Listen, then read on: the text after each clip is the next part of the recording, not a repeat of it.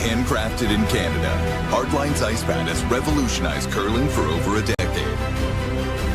Engineered with top-tier precision and durability, it is backed by an unmatched 10-year warranty. Designed for curlers at all levels to sweep effortlessly with maximum efficiency, it is trusted by the world's best curlers, including Olympic and world champions. It is quite simply the best brew in the game. Hardline. Join the revolution.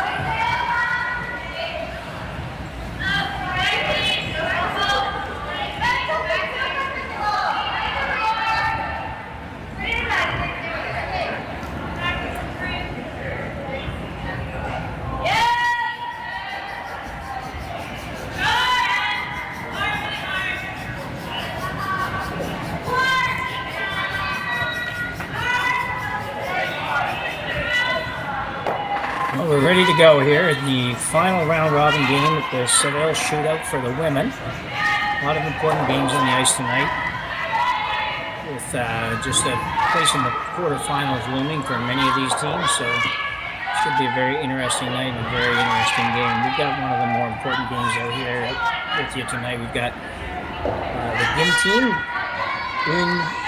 Gim from Korea, playing Kaitlyn from Manitoba. Gim is sitting at 4-0 and pretty much has a playoff spot locked up from what I can tell. I don't think there's any way that she will not make the playoffs, but Cameron, on the other hand, has to win really to have a chance of making it through to the playoff round. She's 2-2 right now, so a win's certainly imperative for her.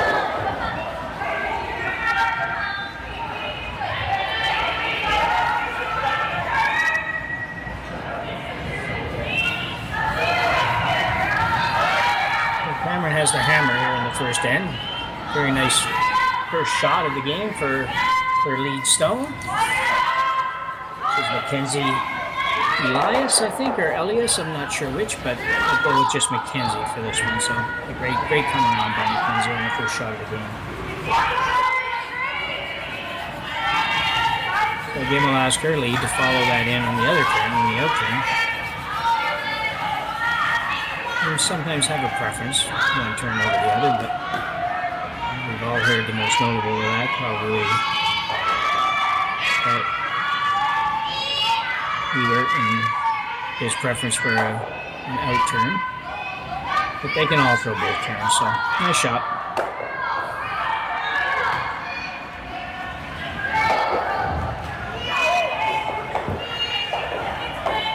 Cameron play that same shot. Let's see a few rocks get stacked up here as we make our way through the end. We go 2 or 3 times around that, and then somebody will have to decide to move it around a little bit once they figure out if it's to their advantage to leave them alone or go after them a bit.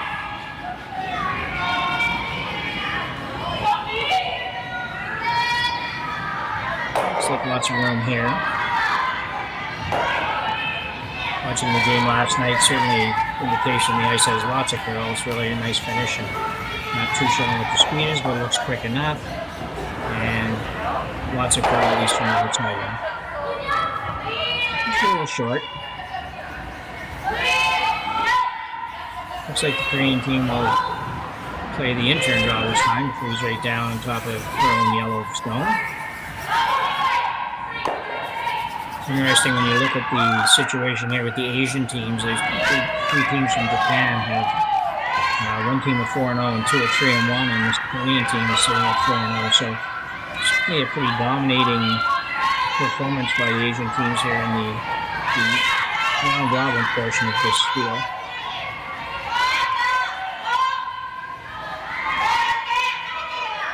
He was going hard. It's a little bit low, I think. Just him up short and just rub the ball.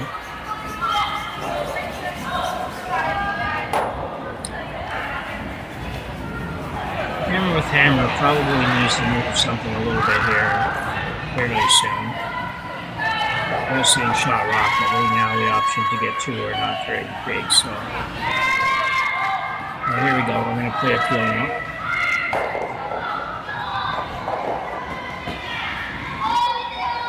Looks like maybe trying to hit it right in the middle between those two stones and get rid of both yellow rocks.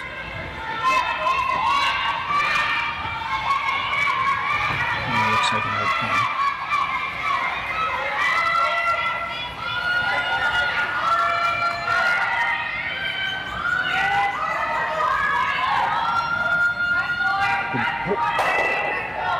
A little bit surprised. You could have probably swept that a little bit maybe and moved that out of the way, but they did keep theirs around on the corner, which is a nice spot for their snow, so a good shot.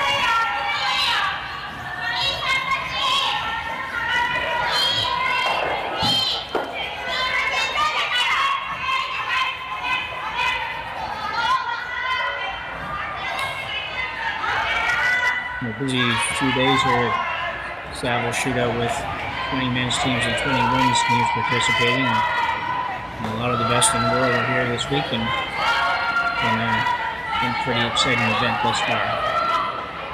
One more day to go after this. We get the engine coming, and actually it's a left-hander in this case, so the out turn for her.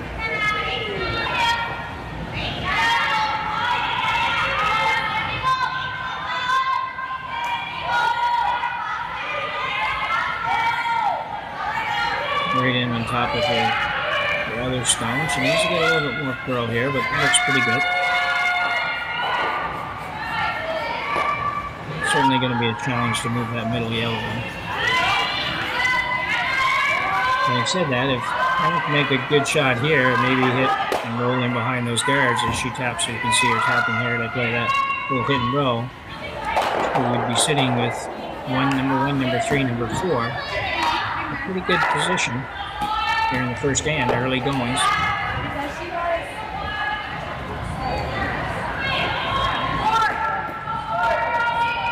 Playing this with looks like kind of a down weight, probably a board weight or somewhere in that neighborhood, maybe a touch over board, but not very big weight.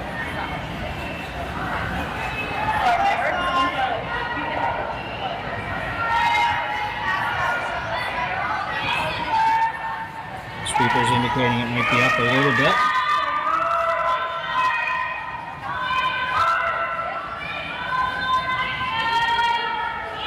That's pretty good from here. Could be real good.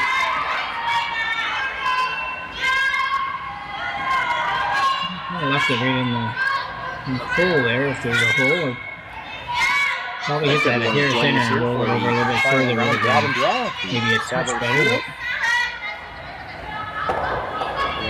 rather late in this. Green squad's looking to go through the hole, just trying to decide on which corner to throw. I was able to watch the action unfolding here. I've seen it, you just haven't been able to hear me. Another massive hole, big enough to get through there. We've got a big matchup here. Coming into this draw, conversation about which way they're going. Total that are either 4-0 or 3-1. There are 8 teams that go through to the playoffs tomorrow. Switching over here to what would be the counterclockwise rotation. Would be a right-handed player, so the out turn for her. And they are playing each other here. So one of them has to fall to 2 losses, and that means this would be going to be the potential for tiebreakers for the game team. Too many combinations for us to figure out, but makes this a must-win game for both of these teams. I don't know how their draw to the button distance get through the hole. Would stack up against the other teams if they had to go to a tiebreaker. Nice shot through that, lots of weight. This is the last game of the round robin, so before the game they had the practice session and then draw to the button. Interesting though, for the whole end it looked like Cameron was maybe in a little bit of not really trouble, but the options of scoring more than 1 point were in the playoffs. not real good. Typically, and I'm not privy to the playoff format here, but in a position to perhaps Matches what I've seen after a earlier good shot here. Typically, if you're a clearly higher seeded team, sit 2 or 3. you don't have to draw for the hammer. You'll get hammer automatically. Just lost my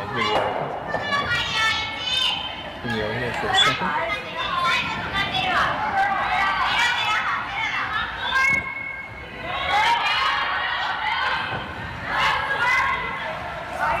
Plett team throwing the Yellowstones as last draw here in this first end of play, but it's Kaitlyn right now sitting 2. No, I don't know if you guys missed it or it was just on my laptop that I missed it, but I did miss it, but certainly the camera team didn't miss it. They made a really good shot to sit 3 now, I believe. Two for sure, maybe 3.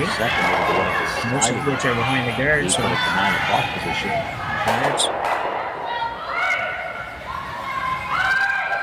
The third is Alyssa Nedowin. Yeah, another good shot by the Queen this time with moving rocks around a lot, over the top getting rid of a couple, so that's a good, much better situation also than she had, although Kramer still has a chance to set yellow into set the 3 ring, but here. it does So sit turn third around for this now. end in just a very few number of shots. Middle is open. Nothing better than just fighting the apron. One thing about the game, when you do get a lot of rocks in play, and everybody now is so talented that it just if you just have a half a miss somewhere, then it can put you in a heap of trouble. So good opportunity now in this end for Cameron to score multiple points. Laws with her first stone, looking to come around the 2 corner guards. Just to curl a bit. I think it looks like she maybe just throw it a little bit straight. It's coming up okay.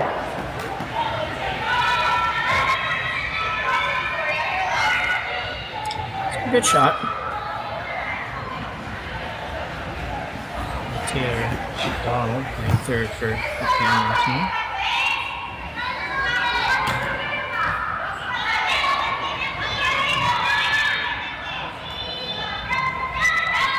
I think the 3 and 2 girls have to try to make the double here, and it might set up to make the triple or at least the double and roll behind the guards, maybe. Either way, think double first. If you can make the double here, that would be a good shot. You can hold the shooter back in there, even better. Yes, the front end tidying up the slide path. Kaitlyn with her first stone here in the opening end of play. Sometimes you get guilty and the front ends get a little bit guilty. Sometimes with just watching and thinking and not doing that sort of thing, but these girls are on top of it.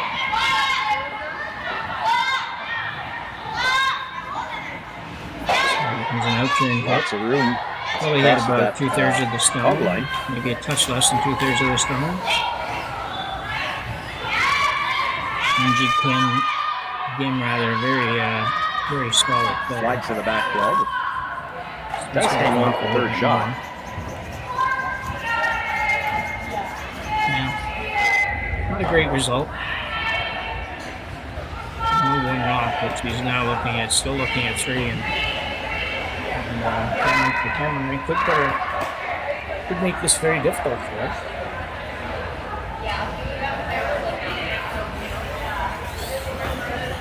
Not sure if they're playing the intern around the high red one or if they're playing the sliding outturn that deep does give around the yellow Plett one. a chance to come around herself, see if she can get something in front of the T line behind those corner guards. Still has a chance to pick up the juice here. But might be. Be a little less trouble away from this man. I apologize again. I understand we're still having some technical difficulties. I believe we've got audio for 2 different games on. She's setting up to throw the turn. So if she is throwing another turn, she'd like to be probably just on the T line or just above the T line would be fine. And probably 2/3 or 3/4 buried would be perfect. First end shouldn't be a problem. We did have practice before the game, so we can just have a practice session to kind of help you with these first end shots.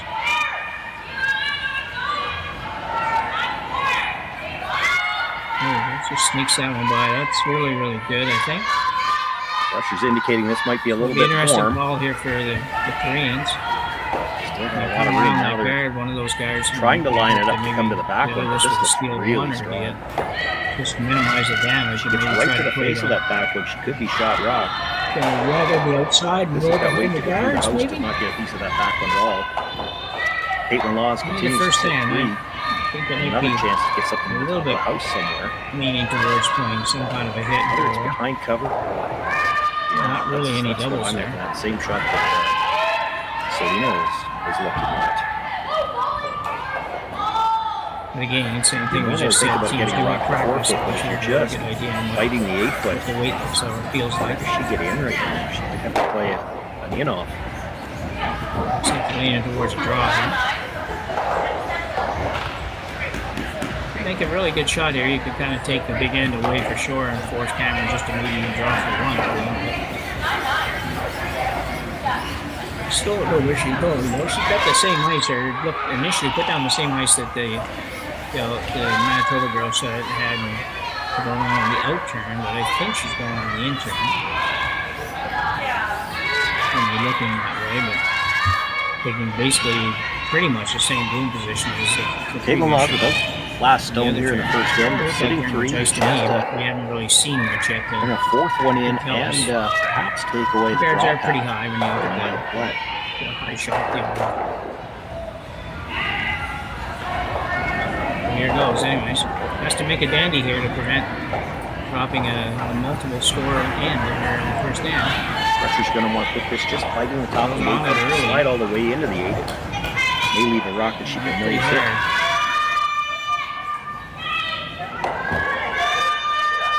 Picked up the brush right away. Not gonna get there. Still getting in the way of the drop out. Big miss in the first end for Team Win.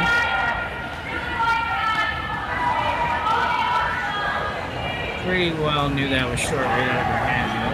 We're Front going end to just go a little less than right that. away We're going to be to that Myla hard. It does make her go just a little bit wider to make the draw. Myla Plett have to fight their way back here from 3 or 4. So needs full 8 foot to pick up the single here. shouldn't have too much trouble with this one. She's just throwing the same shot she just threw.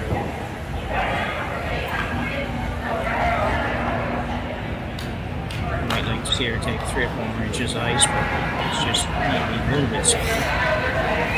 The first one really cut pretty hard on the out turn, pretty close to the yellow. Both of these teams at 3-1 as we enter play tonight, and This one's on its way. will guarantee Much with this themselves one. a spot through to the playoffs. Tomorrow morning, a little they may have to rely on tiebreakers. Making sure it doesn't take off on her. Myla Plett And she's drawing against 3 here in the opening end big of play. 4 in the first end for Team Cameron against NG Heavy on her first one. Kim rather. And Better here. yeah, going to be a long way back now after that. Just really interesting how halfway through they looked like it was going to be maybe a challenge scoring. Pressure's had the firm clean on all the way down. They will bring it into the corner of the 4 foot. So at the one end of play, Myla Cameron Plett 4, picks up the Win point here in nothing. the opening end of Here play. at the Saville Shootout. Kaitlyn Laws with the last drop in a second.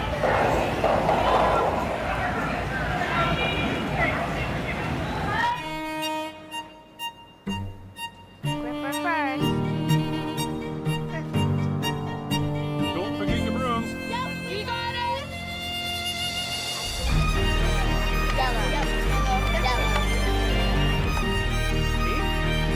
Come on up. Okay, well, what do you got? You got 1, you got 2, you got... Just one more throw, please. You make moments like these possible.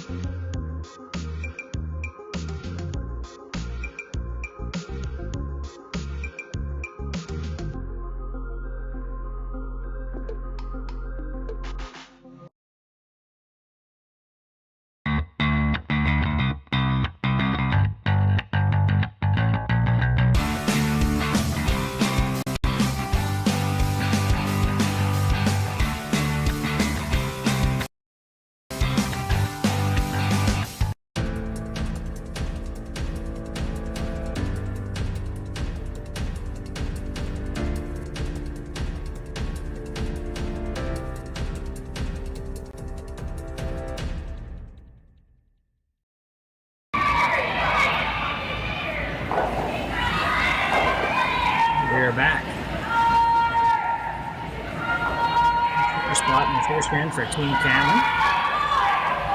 And the good news about that is it was the first end. I mean, they have a lot of ends to go, so that's one thing. You drop a 4 Second end underway here. First stone brought into the fourth. Challenge, so it's, he'll work pretty hard here, try to score a couple. It'll take him a few ends to get back in it, but if you can score 2 and give up 1, score 2 again, maybe, then you're only just down 1 point and right back in the game.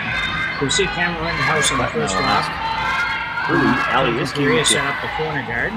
Exchange that stone. And now Second Team for the Cailey with throw and right on top of the line of the house, I believe. Alyssa Nettowit in third. Very close. Skip. Wants to hit it. Stay pretty much right there. It was a bit of a challenge for me. I mean, nothing. I'm always going to turn down 4 in the first end, but sometimes it becomes a little bit of a challenge as to, well, what do we do now? Do we try to go right into defense because that's a big lead, obviously, but maybe we keep trying to pile on a little bit here. Kristen McHugh is being asked to throw the corner guard. Their sense of the game. It's always interesting to see how that happens. So they brush down. That's the third. Move on. So, negative. yeah, she goes right down on top of the line and give him a leading line and go around the corner guard.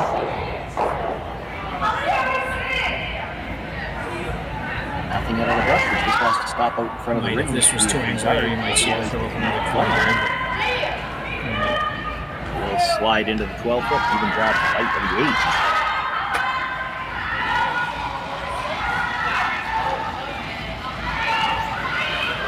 I can go on this one a little bit, I think, too.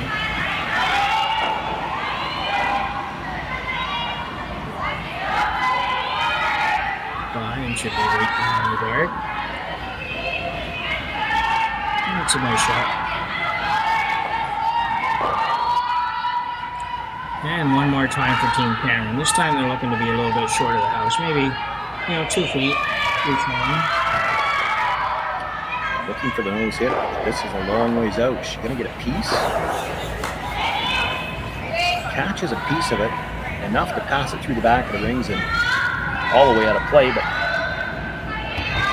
it's just the 1 stone in the rings and another chance for, this time, Jocelyn Peterman to throw the corner guard.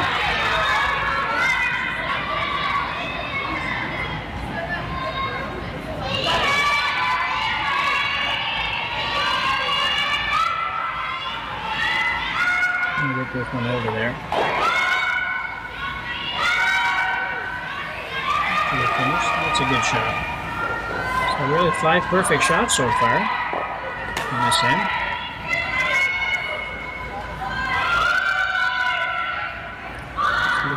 We're not gonna let this get too convoluted here in the second end. We're gonna play that here in the front one. I would imagine try to roll towards their own, like on that side of the sheet, just to not take any chances, but.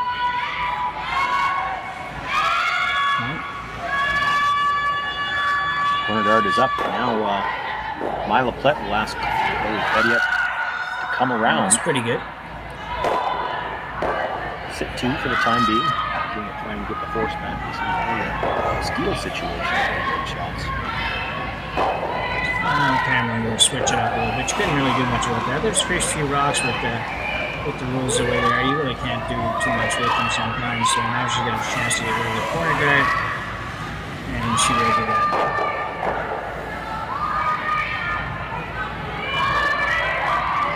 Still really early in this end, though. We're only like on the 4th stone at the end, so lots of times for both teams. Really just a little bit short of the rings, and that leaves a double corner guard. Opportunity now for Jocelyn Peterman to come around. Looks okay. They may be able to set up a loose here in this second end. I think she was trying to hang around there. She could have, I guess, tried to put it in there and go in front of her own, maybe, but I don't really think there's a big need for that yet. So. Team Korea, Team Gim will now throw the same guard and try to replace that corner guard.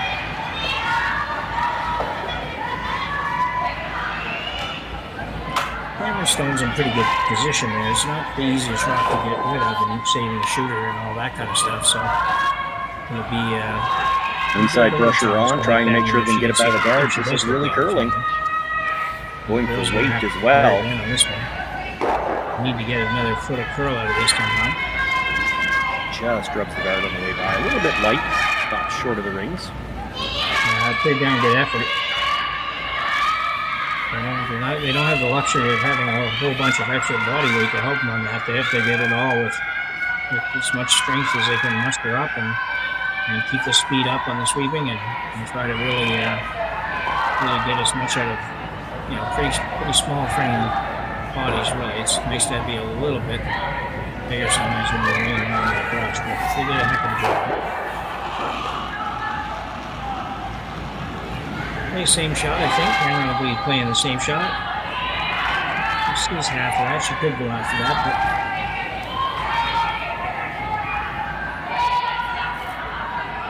but I'll get her peel the front one.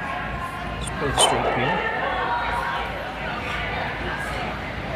We'll go down to have a little chat about it.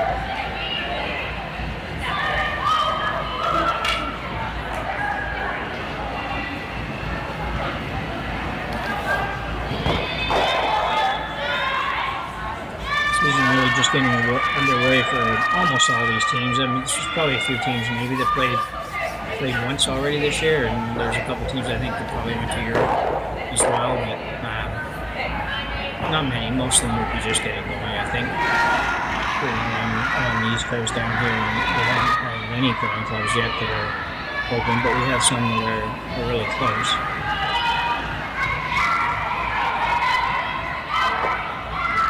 Going after this one, so I didn't think she would do that. I thought she'd just get rid of that guard and clear herself into anything that could be a little bit messy. But she can probably see at least half of it. On the sweeping on early. And off. I might have jumped it a little bit early. He looks okay. That's a good shot. If she gets it out. Yeah, good shot.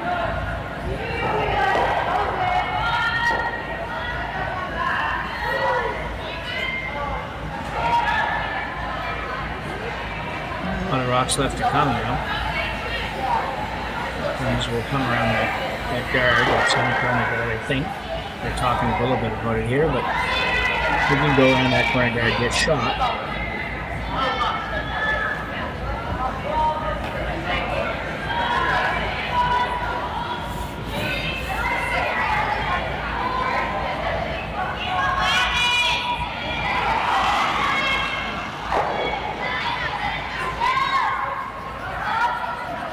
That's what she's going to play.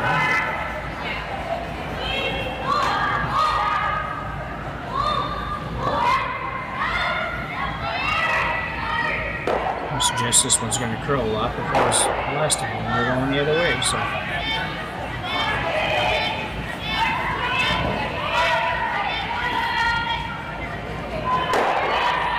Must be a little warm.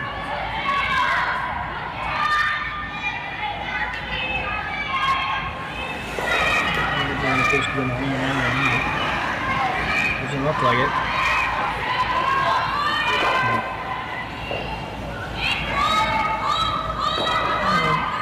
Not a big miss. I mean, misses are always a big miss to go for, but sometimes bigger than others, and that one doesn't really help you a lot for sure. It kind of hurts. It would hurt if the red one wasn't there, but with the red one there already, it's could make it a challenge scoring here. Or at least scoring two. I'm still going to play the out-turn come around. I think they're coming right around now.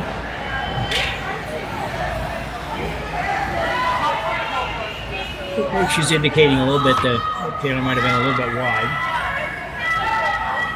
So I'll put her left arm out to indicate it was out there a ways.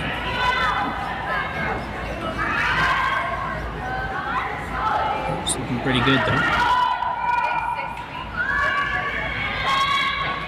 Nicely done.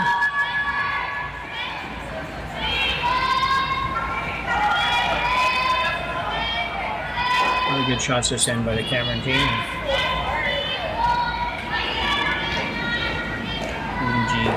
In some trouble here.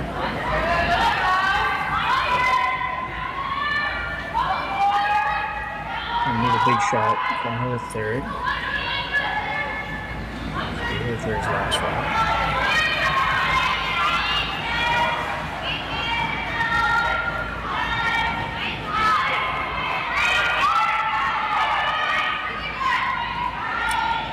The line looks really good from here, at least. Just kind of for the bounce off it at all. She will bounce out a little bit. Maybe just enough really to allow Rink to get at that.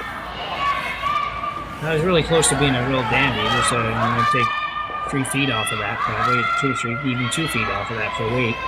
And it probably curls in and sits and might even be shot rocket. Would have been good, but would have and could have and should have, and all that doesn't usually work too well. So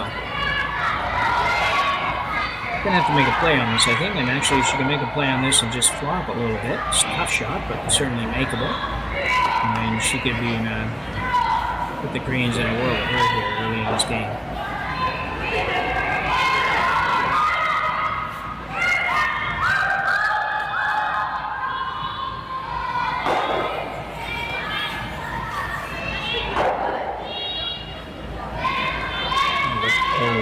She wants to play it. It's one of those that you sometimes do a little bit of negative stuff in your head. You kind of got to throw that away and recognize that this is really not a hard curling shot. So you just got to focus on it. Look at the weight you're trying to throw on the ice and just go ahead and make it.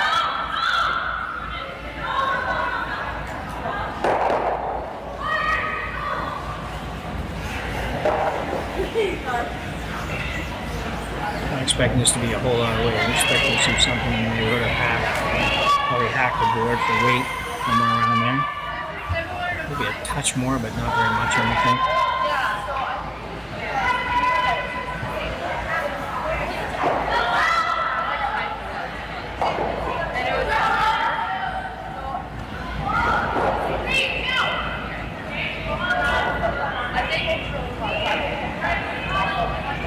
This way. Might be a little bit out. And move. Grab over there a little bit. She's probably going to take it wrong. She's probably going to get rid of those. Yeah. That'll actually work okay. I think it's it's certainly not exactly what you're doing, but you're sitting through still. And there's no double option there for the Koreans. And I think that I think she should be fairly happy with that one. It did seem a little bit uncomfortable with throwing it, so but she threw it up. Might have been just a hair heavier than they thought, but it's not a surprise either. Really, it's looking at it and knowing you don't want to do anything crazy. Just give it just a little extra to hold it out there.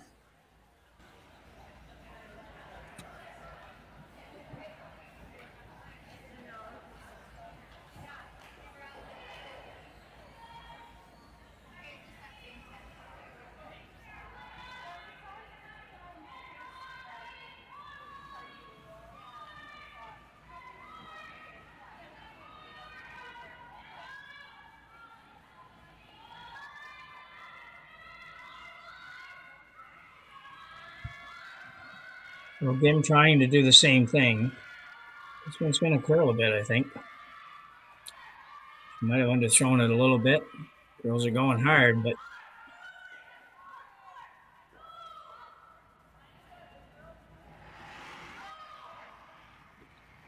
she might have got a little bit fortunate, although that guard's a long ways out there.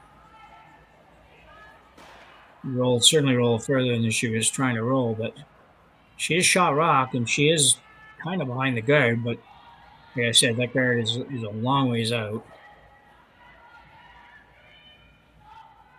So she just has to make this go away. Just throw enough weight to make sure you get by the rock and the guard rather, and stay there and force the Koreans to make a shot for one. Couldn't ask for any more, really, if you're the Cameron team.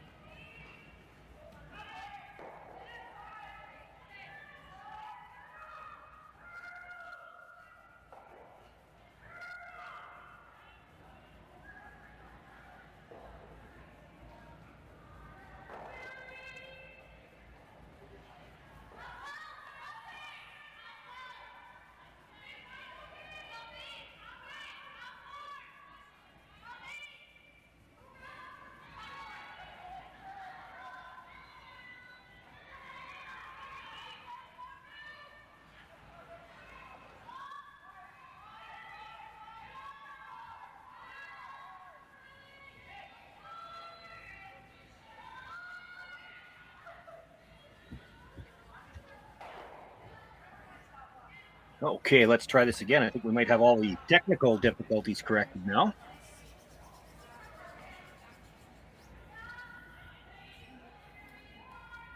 Shawn, Joyce with you here live. Kaitlyn Laws with her final stone here in the second end of play.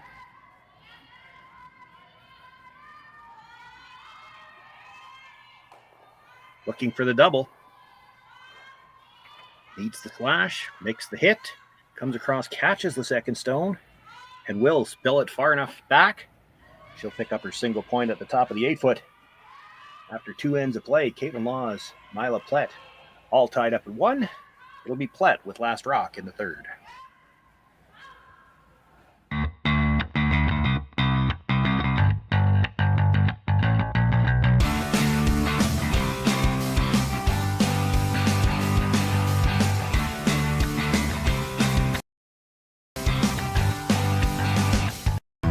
Stronger agronomics, better returns, greater peace of mind from pre-seed to post-harvest. You can count on the Victory Canola program to keep you and your farm ahead of the curve. Grow with us at victorycanola.com.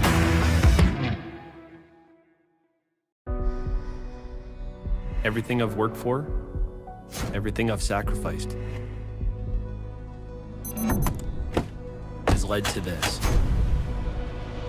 It's out of your hands now.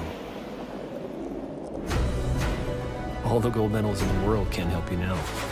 You could throw the perfect rock and still miss, but it just takes one. You leave it all out there on the ice to leave behind a legacy.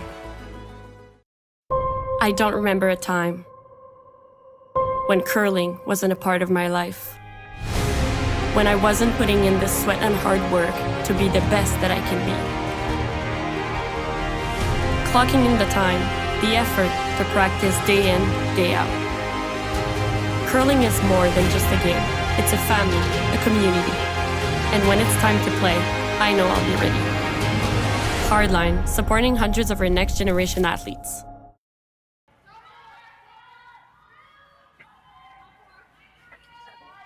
Welcome back to the Saville Shootout, third end here.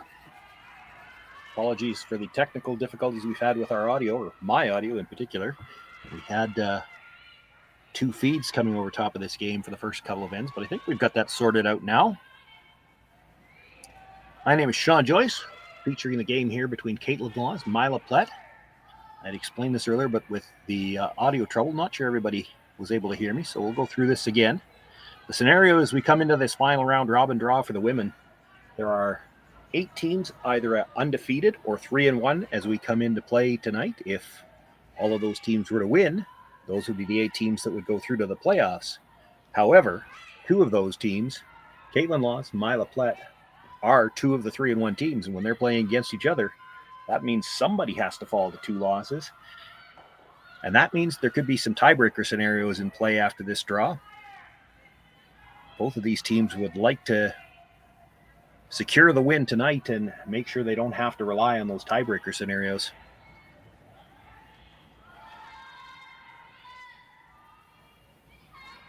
The Plett team had the hammer in the first end. We've had 2 forced singles, and now Plett with last rock as we begin play here again in the third.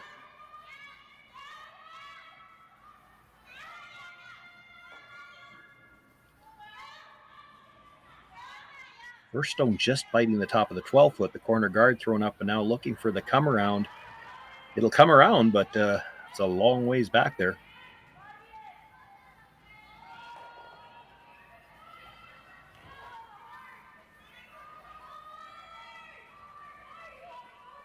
Decision here for Plett. You can play the hit on the red. You might get the double at the back. If you try to roll to the corner, you might be on the rings. If you hit it right on the nose, you're still in the free guard zone. The problem there is you're also on the center line. I can see you're discussing all the options. I'm not sure which they've settled on. I would think maybe a broomside roll when they're taking this ice.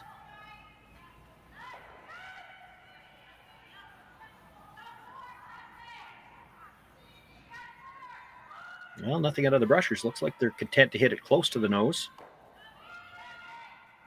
They will roll it in for a bite. Top of the 12. Hard to say who's shot right now. Probably not going to matter in a few seconds.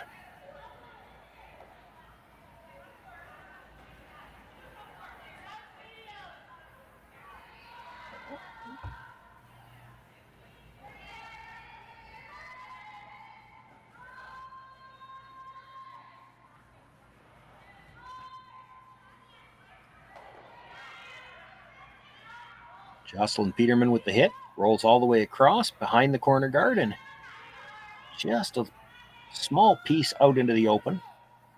Pretty good shot.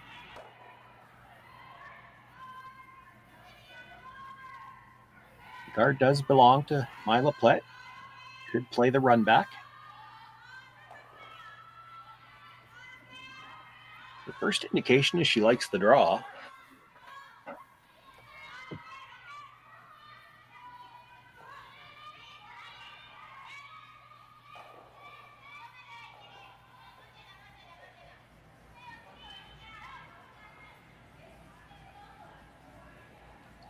Chloe Fediuk, the second. The in-turn draw attempt.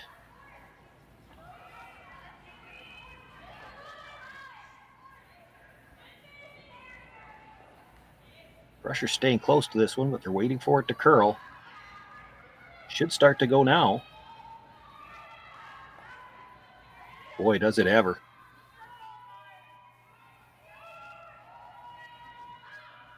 Comes to rest full 12 foot. Second shot, but it's got a nice angle towards that red shot stone.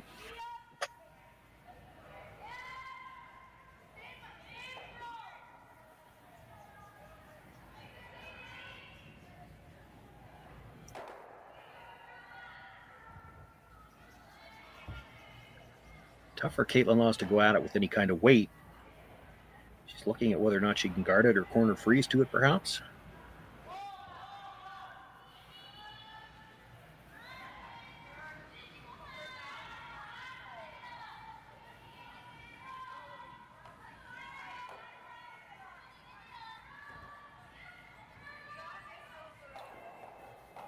So indicating like back 4 weight here. So I'm thinking maybe touch the yellow, move it back. You might chip it off the side of the red, pop it out into the open.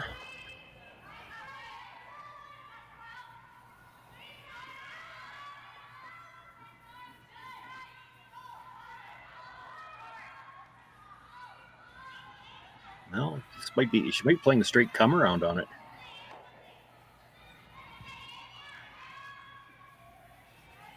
Or they might be playing that because this might be just a little stronger than what they had in mind. Well, the weight doesn't look bad.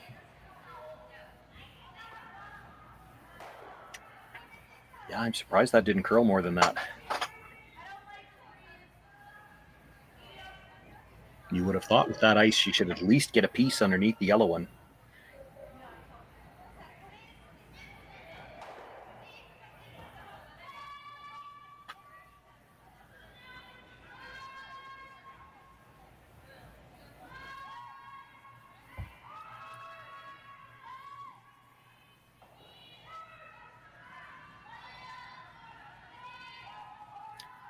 Left room for Fediuk to roll under, but this has got a curl. It's the red, drives it back, just by the stone at the back of the 12-foot. Shooter rolls over. It is shot rock now.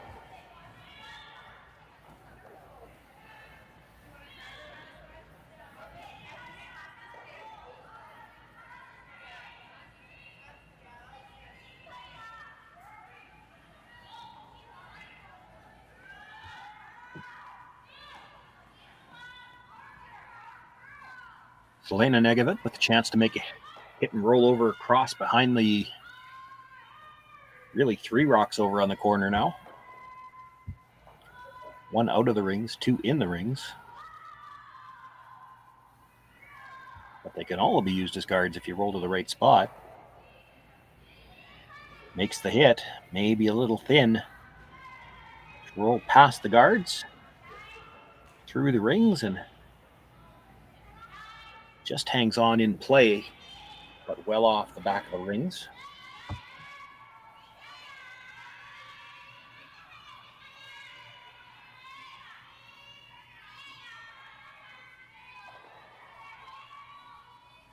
Chance now to use that yellow stone. Saw the call. Just the angle slash onto the red. Have the shooter roll across. I wouldn't think they'd be throwing this with really big weight. Could make it with bumper.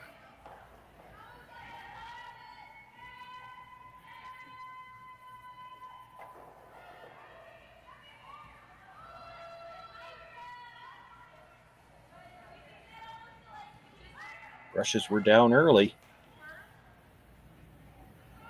Once they hit this fairly thin, they're going to have to go to get by the guard. Not going to get by. Now, where does the shooter end up?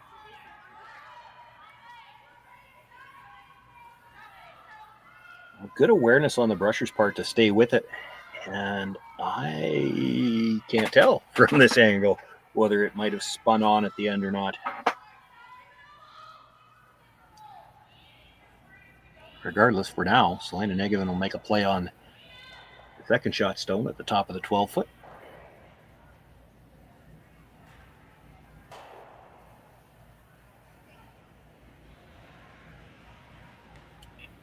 She'll need to roll a little bit broomside just to make sure she passes it by the one at the back of the 12-foot. Well, this is going to roll a lot broomside.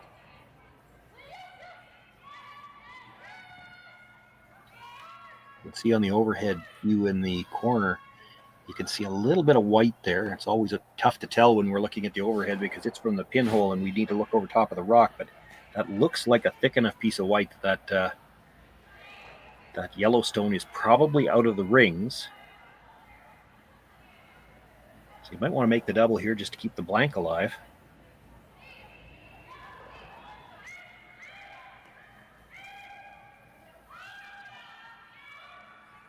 Well, this is over-curled the double, I believe. She'll make the hit. It does drive it by the stone in the back. It is the Plett stone at the top of the ring, sitting shot rock, but a chance now for Kaitlyn Laws to play the hit, roll across to the other side of the sheet, and that might make any attempt at the blank very difficult.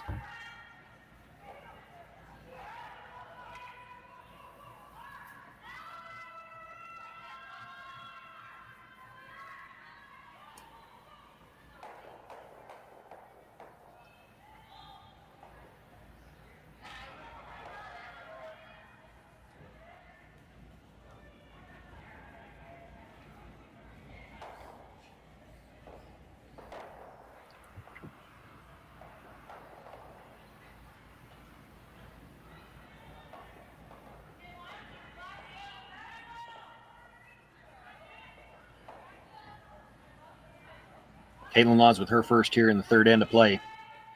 Tie game. Don't necessarily want to call it a must-win game for both teams, but it might be.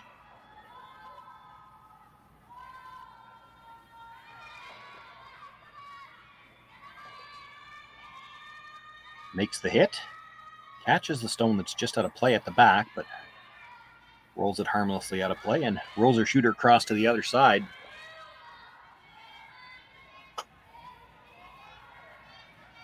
Myla Plett, one chance here to perhaps get back into a blank situation. You play the slash double. No reason really not to play it if you just hit this, even if you hit and roll in front of the red. There's so much separation between the two of them. Kaitlyn Laws would have a chance to play the same shot, hit and roll to the open side, and then you'd be forced to take your single.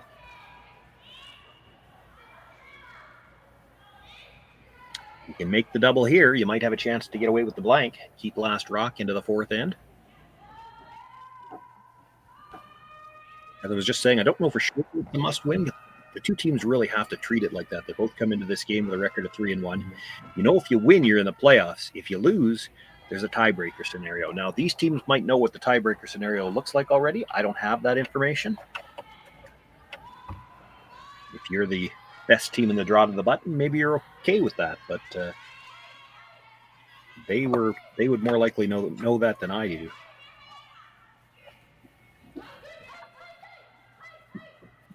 The draw to the button tiebreakers became a factor in the men's too, and I still haven't heard who secured the last spot. Well, looking for the slash double, just touches it on the way by. She had a similar type of miss earlier in the game.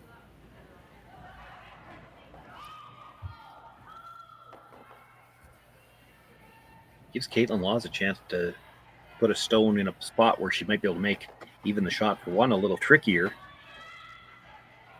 Try to take away the in-turn draw path, give a little bit of protection on the stone that she's got sitting shot in the 8-foot now.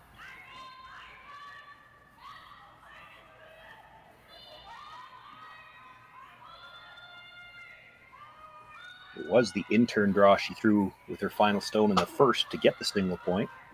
Out-turn's going to be available.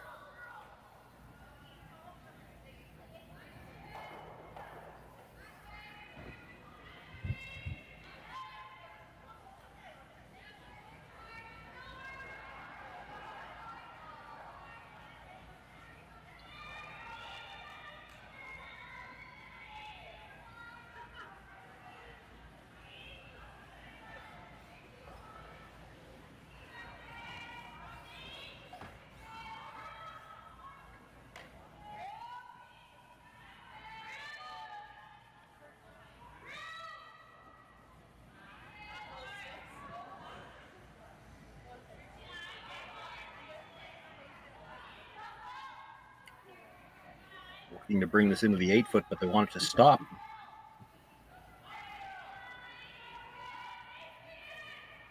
That might be just good enough. I'm not sure that a nose hit on either stone gets shot rock. Certainly not the one that was just delivered, but if she nose hits the other one, I don't know if she's shot rock. She's got to get to the inside then. There's room to do that. I thought we might see her draw here.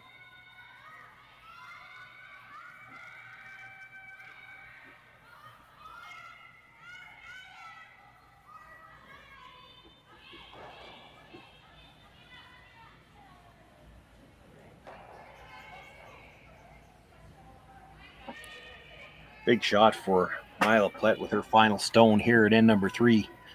Tie game, but facing 3 Laws counters, and I think she has to get just a sliver to the inside. Roll in to pick up her single.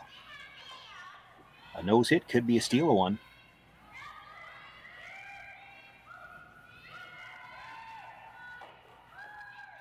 They're on the brush on this one early. She might have been a little full on her first one.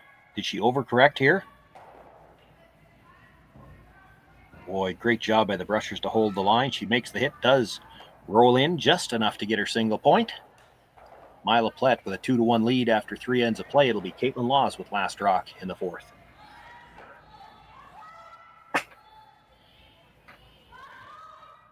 Handcrafted in Canada, Hardlines Ice Pad has revolutionized curling for over a decade. Engineered with top-tier precision and durability, it is backed by an unmatched 10-year warranty. Designed for curlers at all levels to sweep effortlessly with maximum efficiency, it is trusted by the world's best curlers, including Olympic and world champions. It is quite simply the best brew in the game. Hardline. Join the revolution. Imagine being able to stream every curling game from every sheet from any event, be it your Wednesday league game, bonspiel, or corporate event. Curling Stadium offers an all-inclusive streaming solution featuring high-quality cameras, ease of use, great reliability, and minimal installation. Offering your sponsors customizable ad space on your streamed curling games and being able to sell video packages to your corporate events for increased revenue. With Curling Stadium, you can stream to any device, be it your mobile phone, tablet, or computer. Push the feed to your desired platform, be it Facebook, YouTube, or any other social media. Curling Stadium is simply the way forward. Where it's commonplace in other sports to televise every game, we want to do the same. Curling is a global sport, and it's time it gets the coverage it needs. Make your curling club the next Curling Stadium.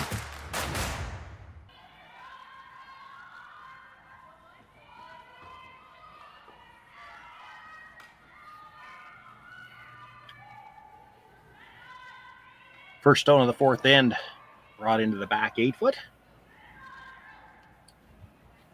Kaitlyn Laws will ask lead Kristen McEwish to throw the corner guard now.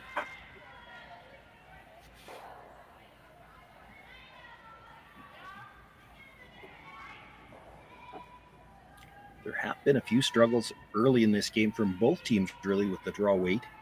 Uncharacteristic, you'd have to say, for teams of this caliber. The Plett team is a young team, but a very solid team. Playing well this weekend, 3-1. They actually played in the U25 Classic here at the Saville Center last weekend as well and lost the final, so they're off to a good start for their season. This, I believe, also their home club.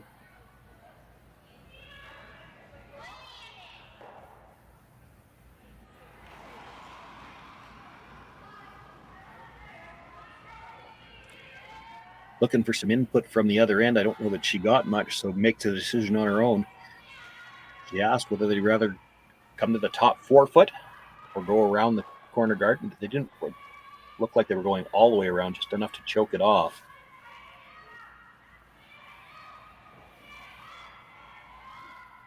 She didn't get a firm from the other end, so they're going to play the skip's choice, which is to come to the top of the 4-foot.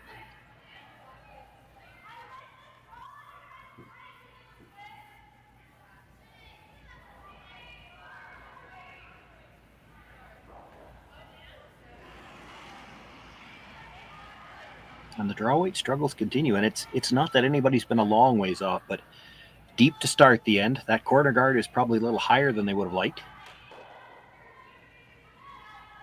The guard that was just thrown was supposed to be in the rings.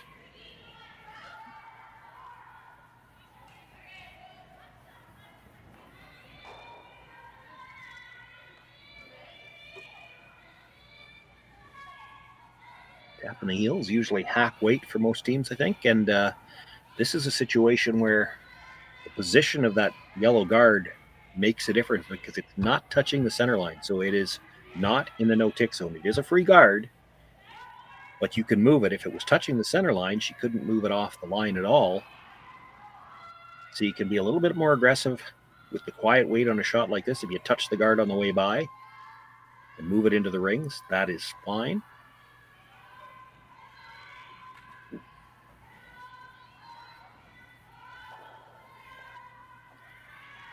Comes to the back stone, just passes it through the rings and out of play. Shooter stays fully open, back 8-foot.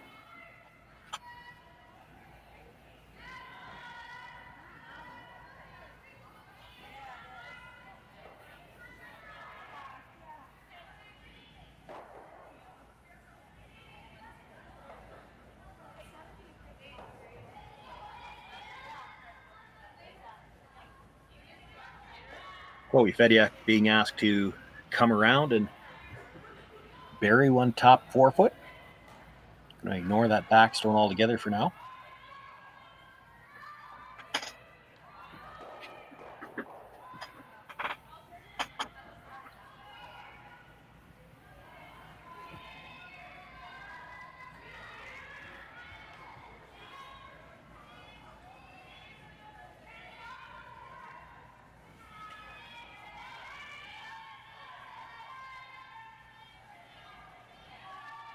Comes to rest at the tee line.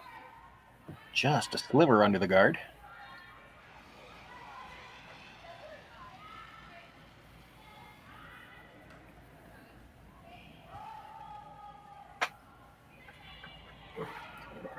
They can go after it directly. There was also some discussion about playing the guard over the top. Of course, the guard is arguably the rock that's hurting you more. If you could get to this and get to the inside, though, that guard actually helps you.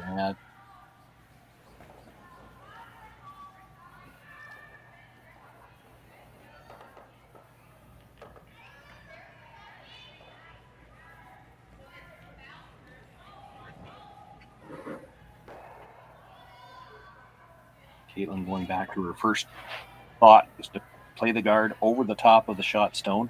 Roll your shooter to the corner.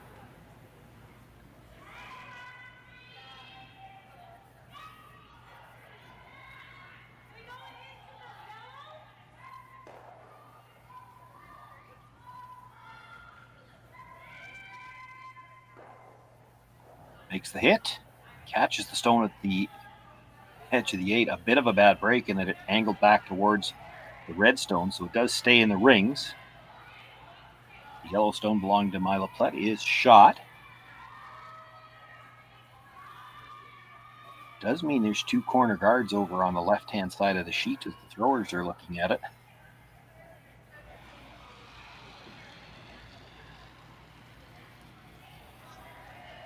Plett looking to come around. See, again, when you're coming around the other team's corner guard, she's not really trying to bury this at the tee line. She's just trying to choke off the guard. If you get full 8, full 8 would be enough to sit 2.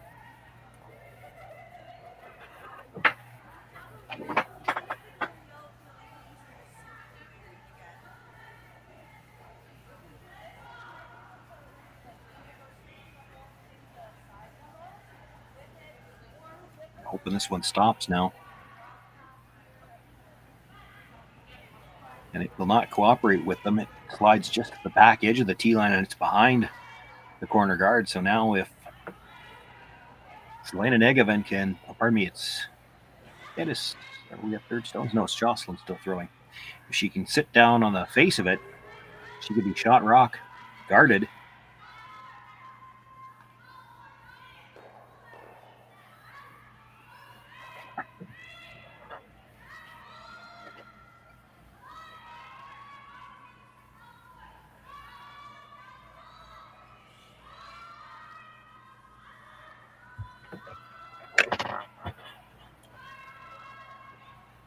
Got great line if they can get it there.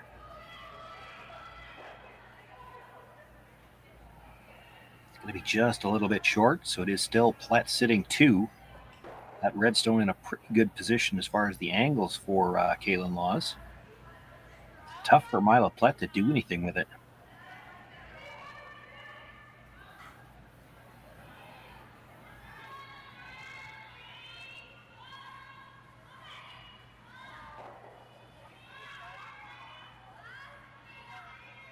So can't really do anything with that rock and doesn't want to leave it for Kaitlyn Laws. So her first thought is maybe we guard it.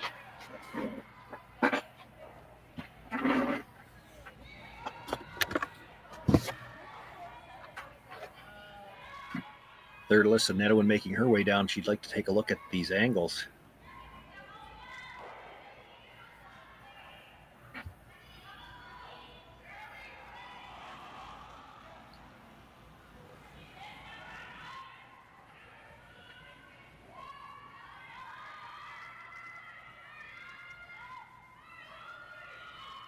I understand the hesitation from the throwers. You're guarding your opposition stone on the corner when you don't have last rock, but it's a dangerous stone and it's hard to do anything with it besides guard it, just so that they can't use it.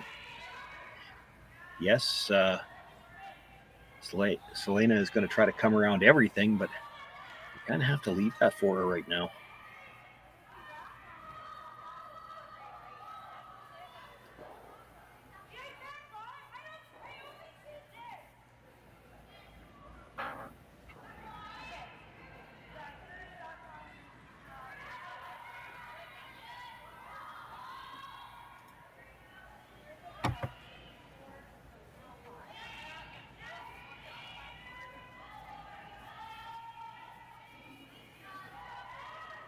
Rusher's standing back. They just need this to stop now before it over curls. I think that does the job.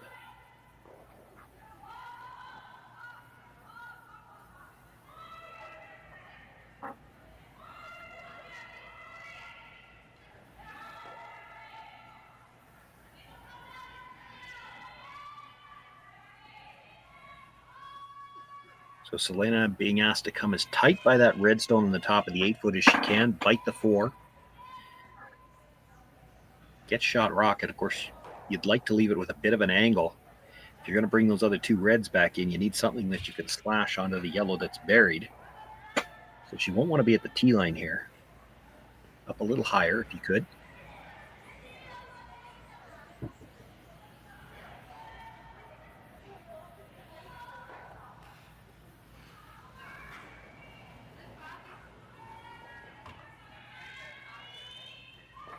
Brushers just cleaning. They'll wait for a line call here. Got to go a little bit for line now. It's getting awfully close to the red stone. They're by. Does come to rest. Shot rock right at the tee line. And probably a good third behind cover. Maybe a little deeper than they would have liked. Hard to slash that.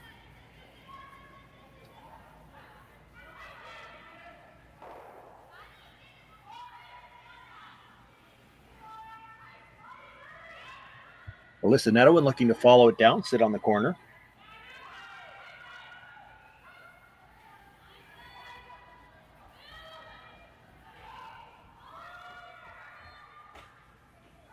Nothing out of the Brushers, and maybe an indication this will warm as well. I think I saw the hands go up.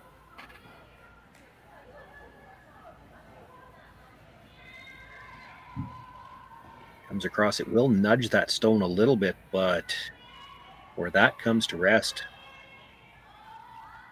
there might be a triple on the yellows if she wants to play it right now. You hit the yellow that was just thrown, come into the side of the red, kick it over into the yellow. Certainly you could get two yellows to go away. You might jam the first one, but it would still be in the open.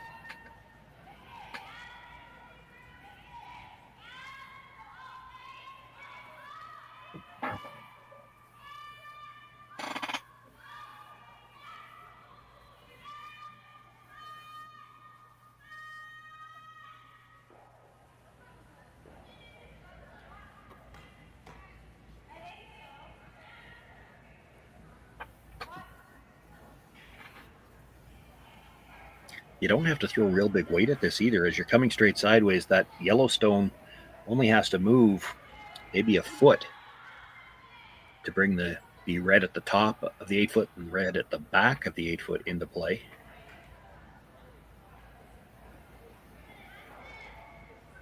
You can throw big weight if that's what they're seeing.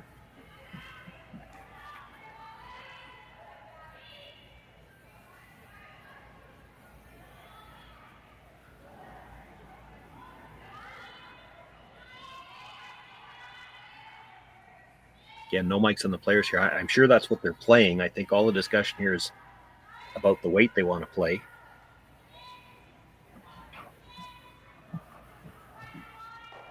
No, they're going to call timeout, I think.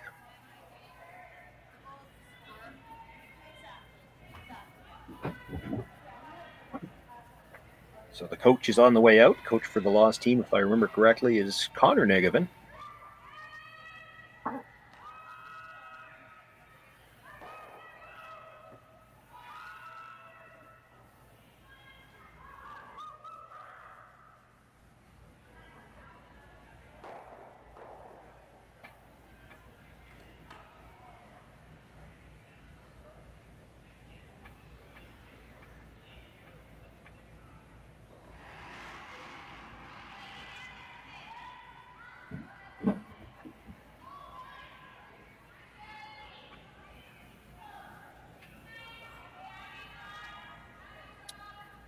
To make the shot that I've been discussing, you've got to hit that first yellow as thin as you can, and the red's in the way a little bit, but you do have to hit the yellow first, so you go into the side of that red.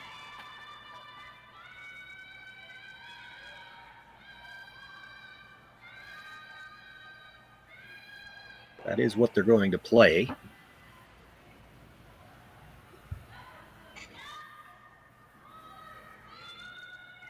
And I still think most of the discussion there must have been about how much weight they want to play. If you think that back one's going to jam anyway, you don't have to whip it. It doesn't look like she's got the ice for. Well, it's probably not peel, but it's not a board waiter either. Just probably a nice normal.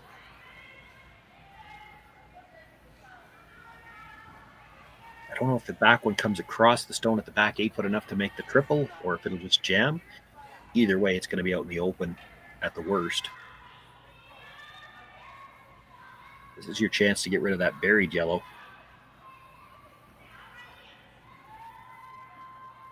Well, she's got some speed coming.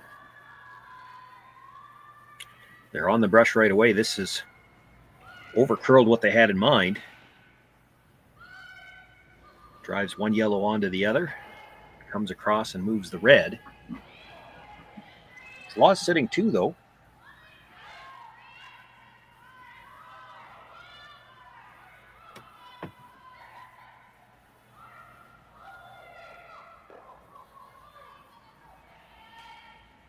Plett looking at her options. You make the nose hit. You're probably shot rock if you make the nose hit. You could roll over just a little bit on top of the red, but there's the chance you're not shot when you do that. You're kind of rolling out of the 4 foot when you do that. It does shrink the house considerably, though.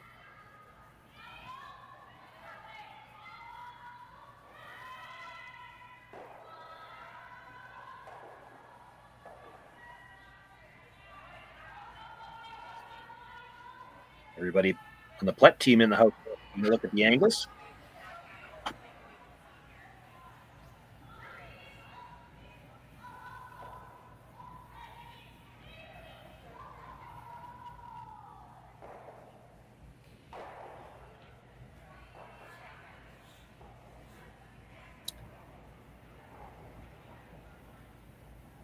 Just trying to decide on my own. I don't think they would play it. I don't think they even consider it. Trying to decide if there might be room to come across the face of the red and catch it thin enough to make the double on the 2 reds.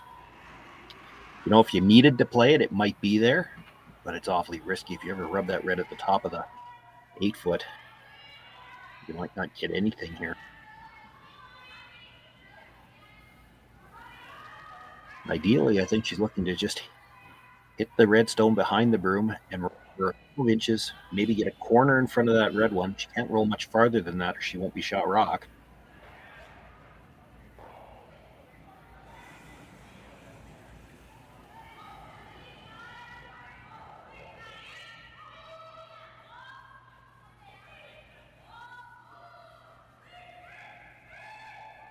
Late here, but this is starting to curl. She makes the hit. Comes across, will just touch the top of that stone, but rolls far enough that it is still the Law's stone sitting shot rock.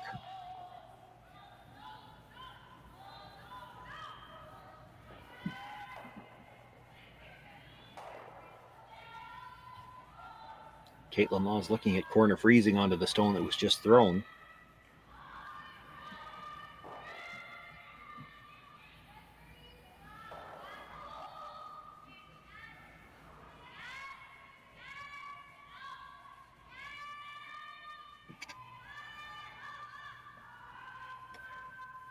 This would give her a chance for 3 if she could lock it on the corner.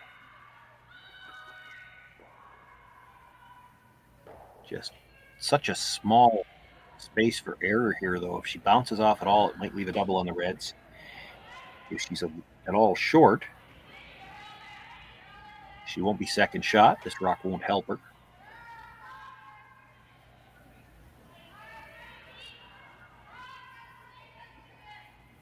If she under curls, she'd leave a double on the reds. So a lot of things in play here. The communication will have to be good on this rock all the way down. We've seen all weekend long the movement is big and late.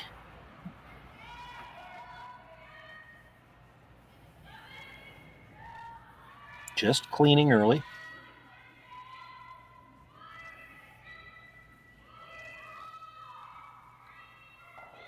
Here's where it should start to curl. There goes. The line's looking pretty good. By their own, they'd like to curl just a little bit more. Actually under curled a little bit. There's room for Myla Plett to play the double on the reds. She could sit as many as 4. She makes the nose hit. She would force Kaitlyn Laws to have to play the wide out turn draw, and she would need 4 foot for the single.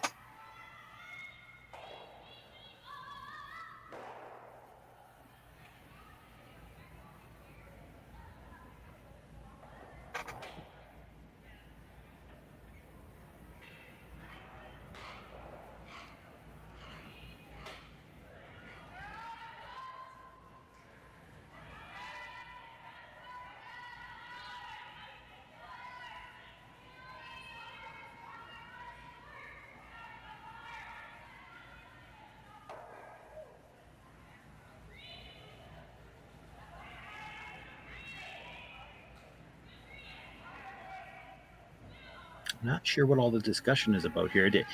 It's one thing if you just want to discuss how much weight you want to throw, but that doesn't look like that's what they're discussing. It kind of looks like they're wondering if the angles are right. And again, you have to defer at times to the players on the ice because we sometimes get a distorted view from the overhead cameras. But from the overhead, it looks like it's a nose hit, kills both reds, and you'd be sitting at least 3. It might touch the 1 yellow on the way by.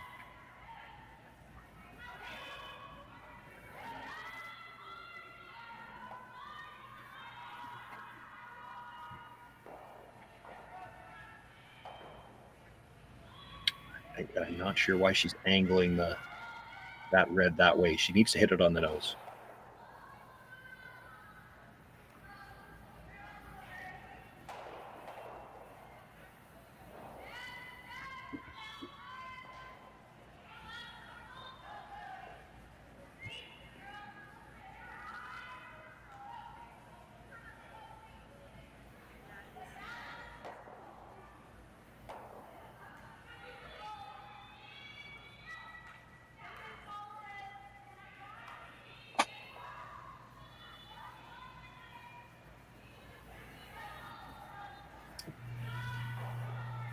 Well, they've lined it up. Looking at where the broom is, this is going to have some weight on it.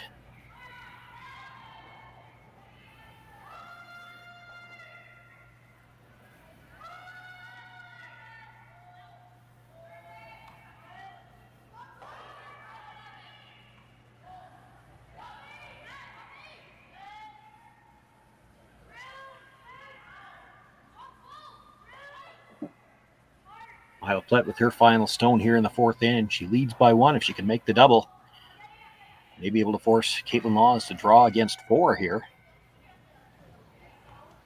They're on the brush right away. This did not look like a lot of ice. She's going to rubble the stone at the top of the 8-foot. Does at least take one of the red stones out, but Kaitlyn Laws sitting 1 will have the chance to draw for 2 here. Or pardon me, draw to sit 2. Yes, this is the last draw.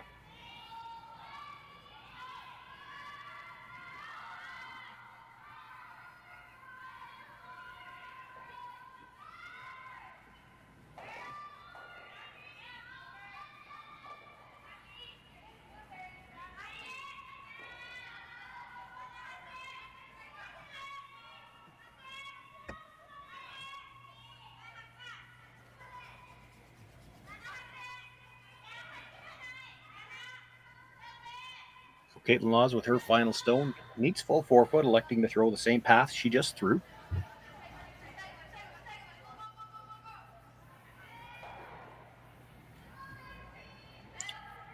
Brusher's cleaning again. Might have been a little bit positive on the release. I don't think this is going to get to her first stone. Line looks nice, still cleaning. Needs full 4-foot to pick up 2.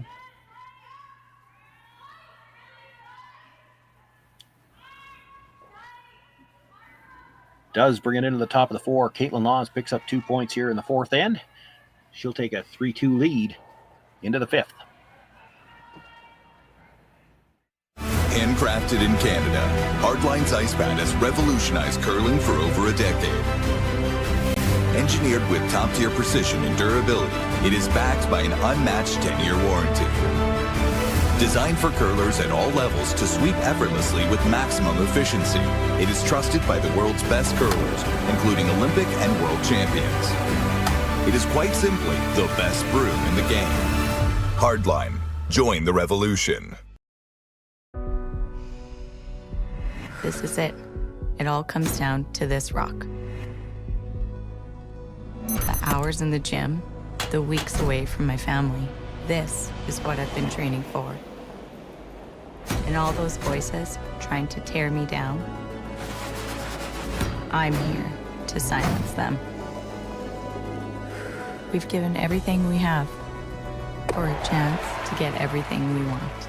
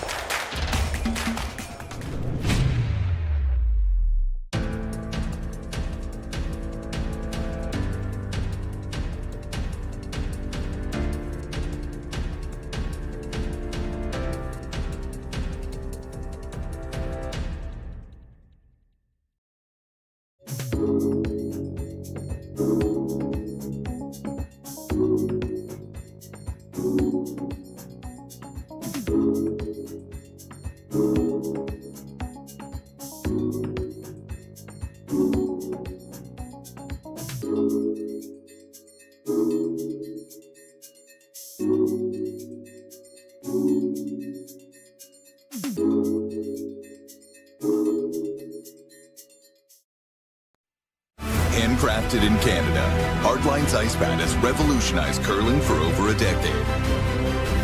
Engineered with top-tier precision and durability, it is backed by an unmatched 10-year warranty. Designed for curlers at all levels to sweep effortlessly with maximum efficiency, it is trusted by the world's best curlers, including Olympic and world champions. It is quite simply the best brew in the game. Hardline. Join the revolution.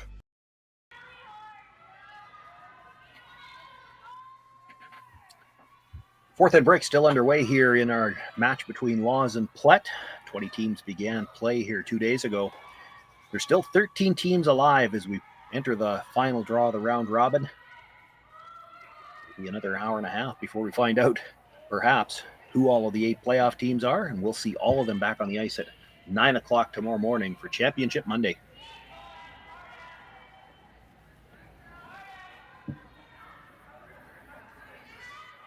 Must-win game, really, for the two teams here in this matchup that we're watching right now. These two teams came in with a record of 3-1. There are 2 teams on the ice tonight that started tonight at 4. 6 teams at records of 3-1, including these 2. And then there's 5 more teams sitting at 2-2. Now they know somebody's coming back to 2-2. They've got to win their own games.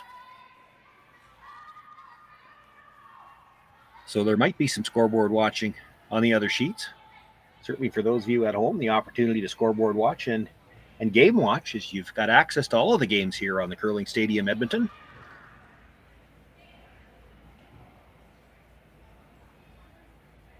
It's a little simpler for these two teams. They just know win and we're in. If you lose, then you're looking around.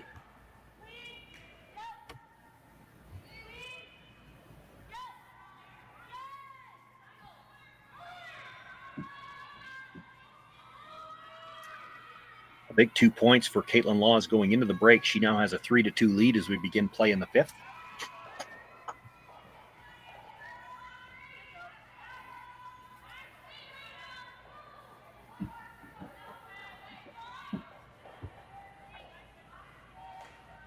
Kristen McEwish is the lead for the Law team.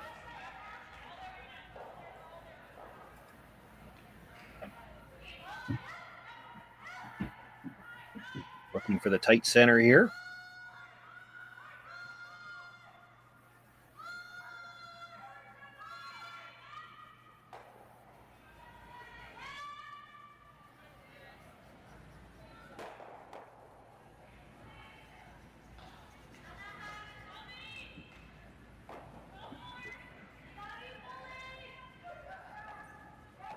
The Plett lead is Ali Iskew being asked to make the come around to the top of the 8-foot, dead in behind.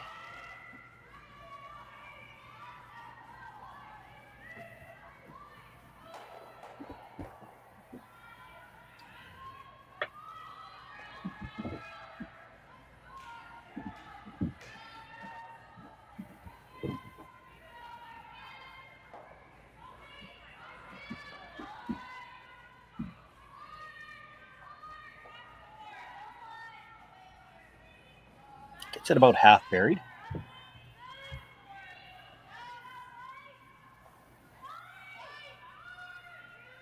Kristen looking to come around from the other side now, sit on the corner of that stone behind cover.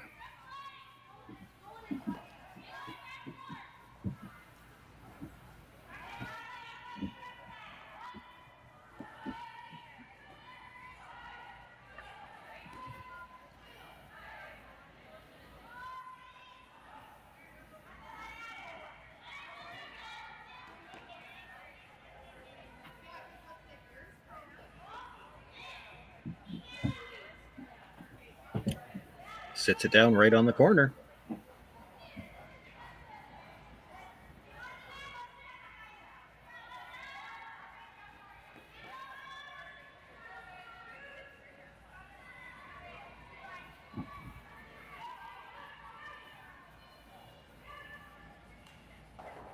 Plett asking Iskew to come down again. Same shot she played really on her first one. This time to sit on the corner of the head. For both teams, this is all about trying to set up the angles in the house.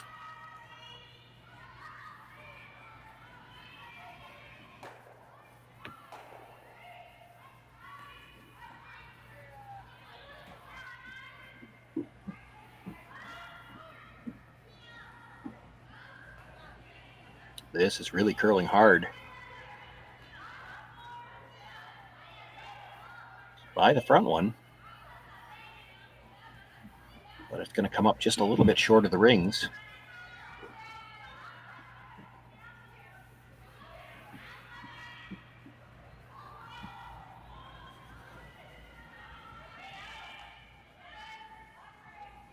Kaitlyn's first thought, play another come around corner freeze, this time on our own stone to line the red, yellow up. Looked at coming around everything. I think it's Jocelyn Peterman likes the idea of playing the out turn corner freeze and have that have angles on that yellow stone for both sides. That's what they're going with. Thrower's choice, I guess.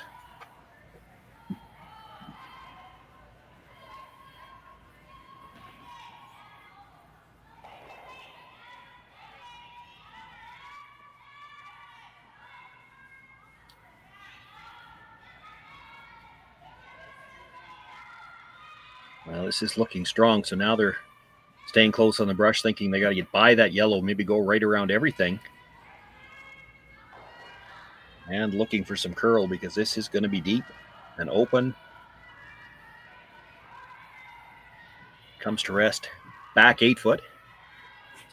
I think it's the one at the back 8 foot that would be second shot. But shot rock continues to be the Plett stone at the top of the 8.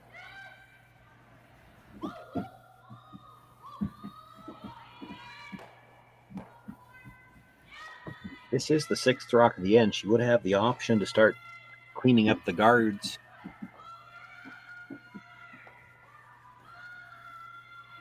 Does have shot rock, and if she can get in there first, be in a solid position here. This is Chloe Fedia looking for the in-turn draw, come around those stones at the top of the 8 foot. Get about half around, and there's still a jam at the back too. You don't have to be dead buried here.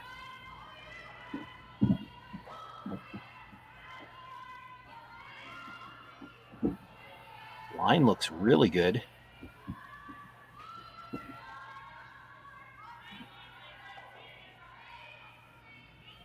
Brings that into the top corner of the 4 foot.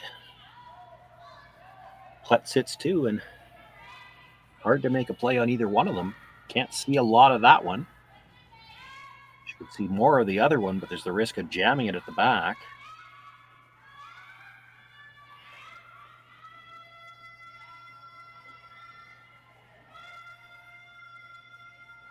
Kaitlyn looking at the either or. Get what you could see of that yellow stone, the second shot stone. You might be able to make the double. The miss is you got to clip the yellow guard. You can't go by everything.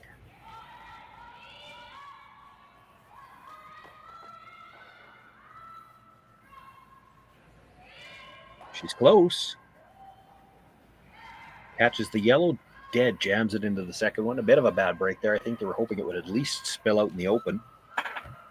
Still all to play in the middle.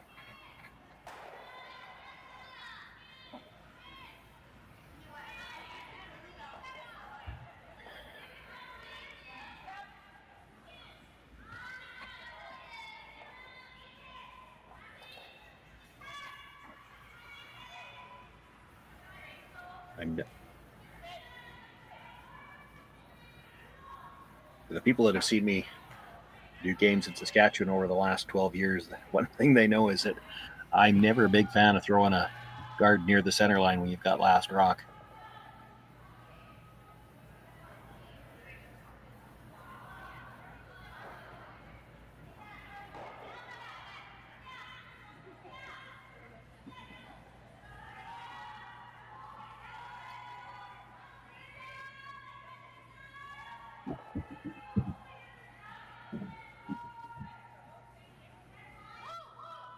They looked at corner freezing the red from the out turn side, the red at the top of the 8 foot. I don't mind that call. She's going to hit the one in the back 12, though. Sit 2.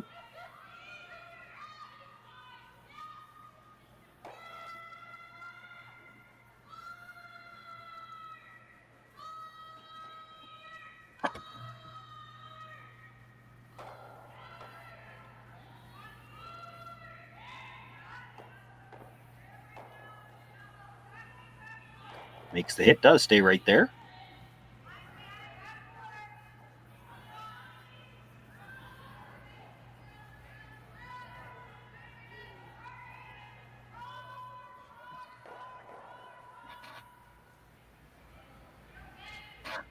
Probably a little too dangerous at this point in the end for Kaitlyn Laws to ignore that stone. You hit it, you won't be shot rock, but you hate to leave opposition counters in there when they've got last rock.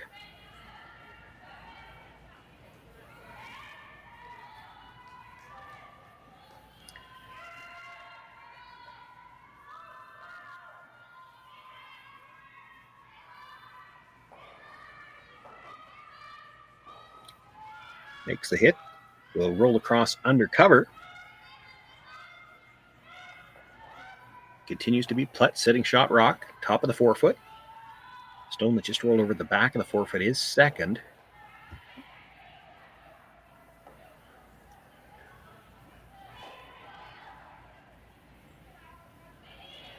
Precise draw, but a good chance here for the Plett team if she can get just to the corner of the button. Needs to be past her own stone. And at least edge to edge with it. Then there's the potential jam on the red at the back forefoot. It makes it a tough rock to remove.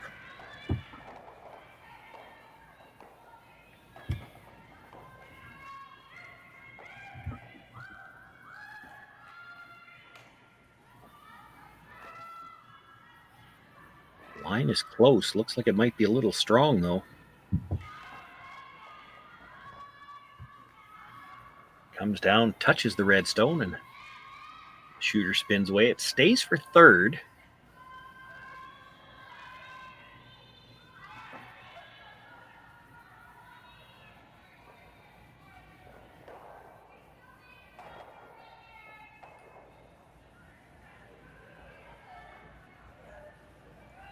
Elena Negevin will now attempt to corner freeze the shot stone.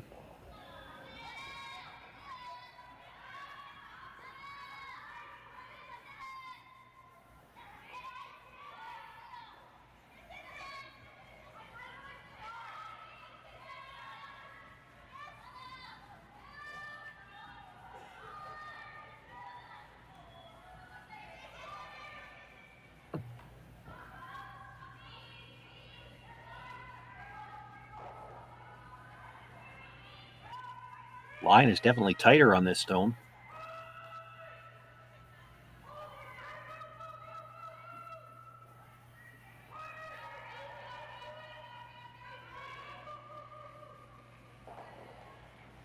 Comes down, sits just on the corner of it.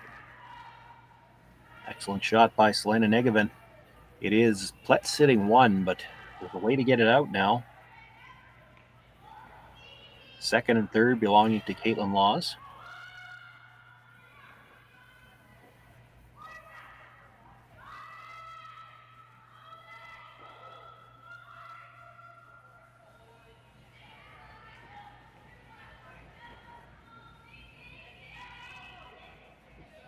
I think the call here is to come down to the face of that red stone, and you need to jiggle it just enough to break up the freeze.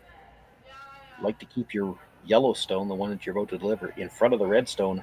It might line up a double on the two reds.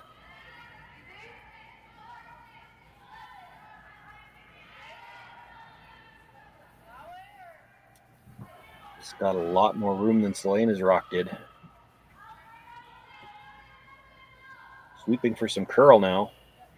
Going to make contact with the red, pushes the yellow over, but leaves the yellow-red combination on an angle that's coming into shot rock.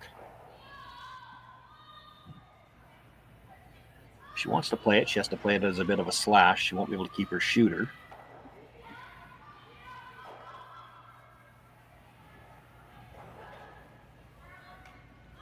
You could just nose hit that yellow for now, too. And you've got red onto yellow for the next one, and I don't know how she does anything about that.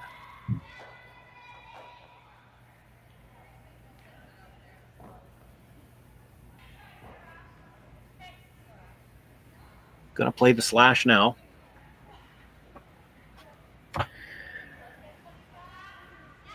Want to hit the yellow on the broom side, catch that red going by. The red goes into the yellow shot stone.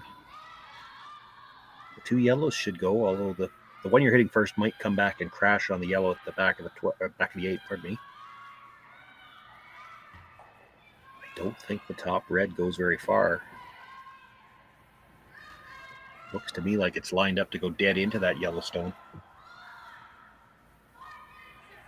So this could be a chance to sit 2. With shot rock buried behind 3 of them and in front of the tee line.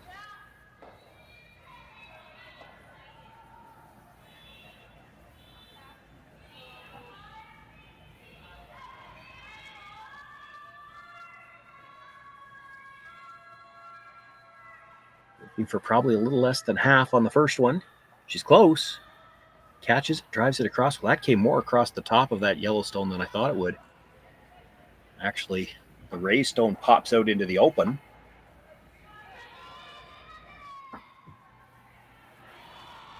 It is Kaitlyn Law sitting 3.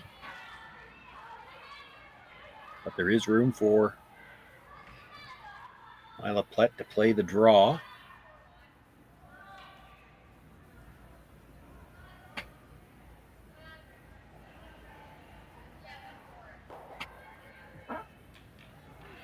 She's got room with the way these curl here. She can come around the stone at the top of the 8-foot, get into the full 4 and be shot rock in front of the tee line.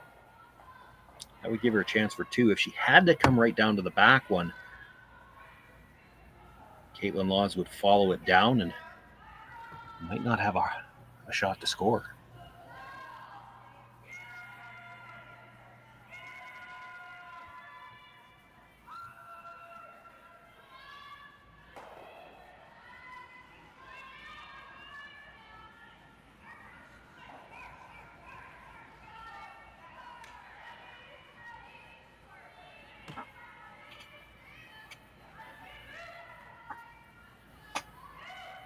Brushers picked this one up early. Looks to have nice line. Should start to curl about there. Still has lots of room by the guard. And plenty of weight. This is going to come to the tee line anyway, a little bit back of tee.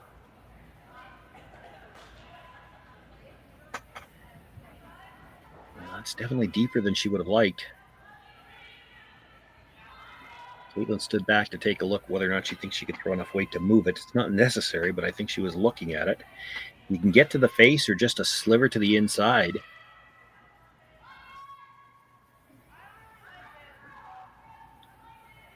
Yeah, if you get to a sliver to the inside, I'm not sure how Myla Plett scores. You want to freeze this right on the face, but if anything, a sliver to the center line side, even right on the nose, you'd be shot rock.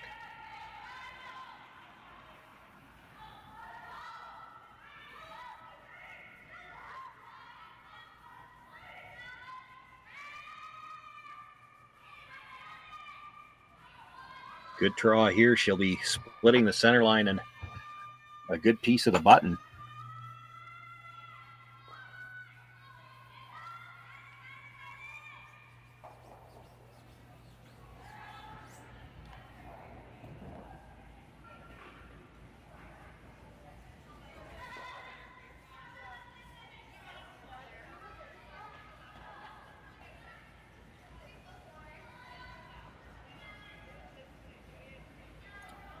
Get a bit of an idea from the brushers as soon as she lets go.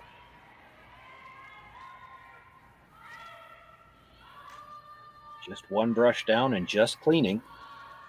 So they're waiting for the line.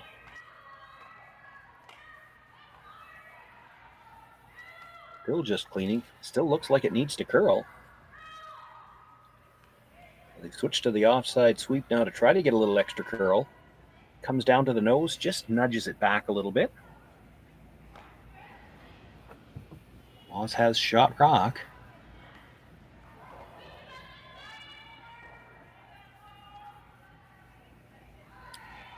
Probably just enough room now because she's got room to bump it a little. She can come down with draw weight, try to get to the inside. She'll have to move it a little bit. I don't think she can get far enough inside to make the cold draw.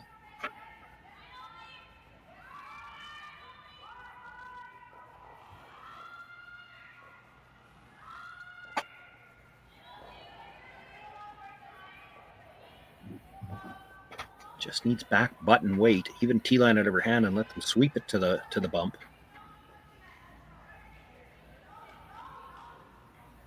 The line here very important as well. If you don't get to the inside of that rock, it just jams on the yellow and it's going to be a steal of one.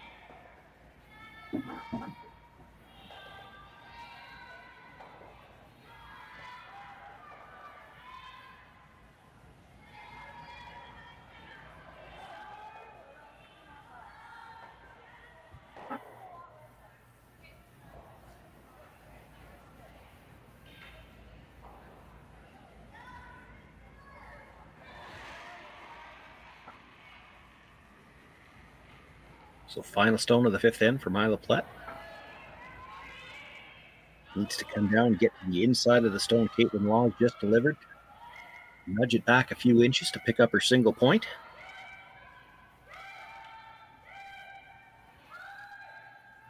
Boy, they go to get it by the guard. She's got it by the guard, though. She's got a beauty. Just going to rub it. Will come down, make contact with that red stone, but just pushes it further into the button area. Steal a one. Kaitlyn Laws now opening up a 2-point lead. It's 4-2 after 5 ends of play. Plett will have last rock when we come back for the sixth.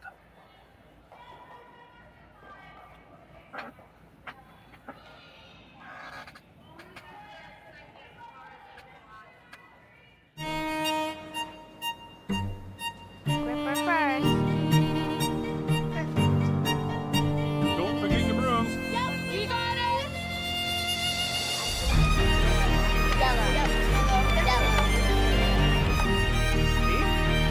Come on up. Okay, well, what do you got? You got one, you got two, you got... Just one more throw, please. You make moments like these possible.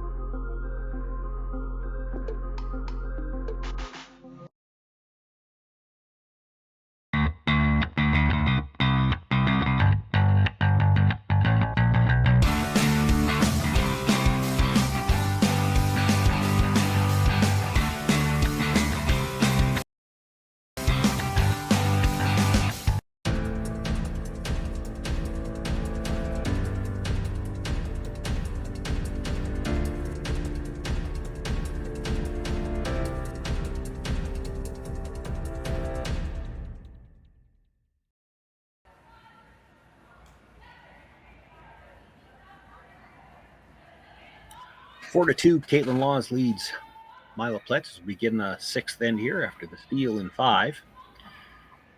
Shawn, Joyce with you here live from the Saville Shootout in the Saville Community Sports Center in Edmonton. Want to thank those of you who've been watching all of the action here on Curling Stadium Edmonton all weekend long. Still a lot of action left to come. Playoff for both the men's and women's starts at 9 o'clock tomorrow morning. Still a little action left tonight to determine who will be the 8 teams on the women's side making those playoffs. With the 2-point lead beginning the sixth end, Kaitlyn Laws brought the first stone into the rings. Kristen McEwish now being asked to guard it.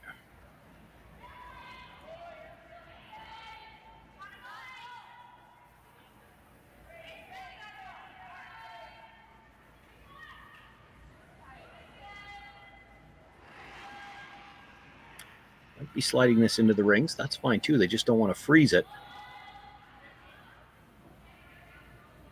Did just bite the top of the 12.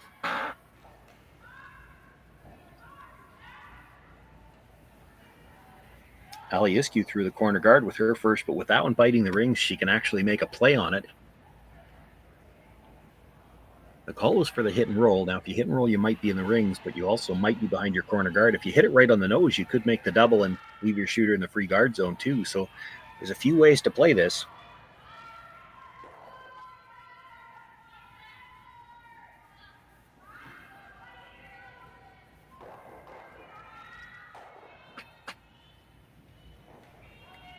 Or you could get caught right in the middle and jam it. Does leave her own stone in the free guard zone, but it's also protecting shot rock right now.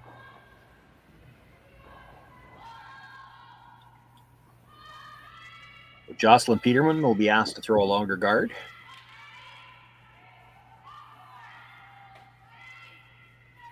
Guard the yellow so she can't run it into your shot rock.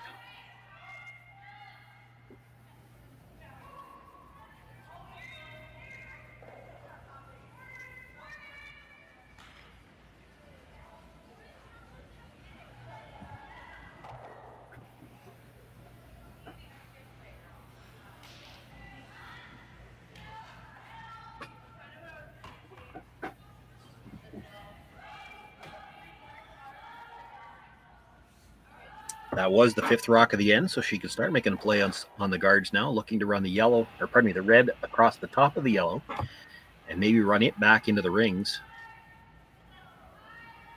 Could get everything off that center line area, and it's possible the shooter rolls over the corner guard. It's possible also that Yellowstone that you're running in could roll over behind the corner. Well, you can get 3 of your own on the right-hand side of the sheet as we look at it now.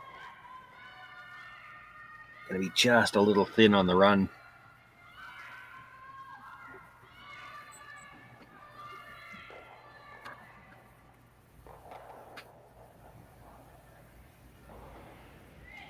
Jocelyn will look to replace the guard.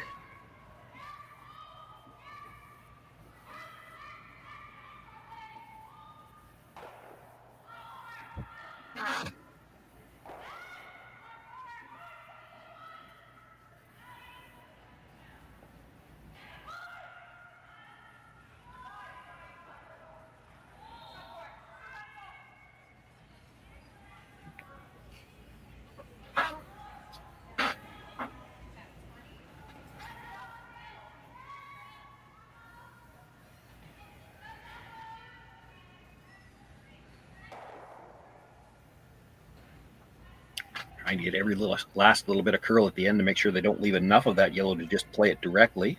I think it does the job. Still going to leave that same peel attempt. Red over the face of the yellow back into the rings.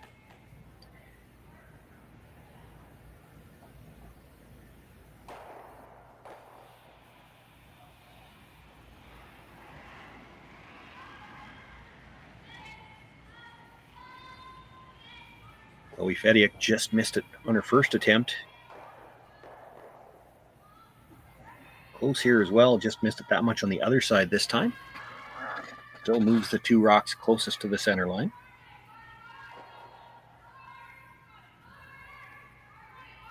Changes the guard call. Have to come from the other side and trying to get the tighter one now, buried around the yellow.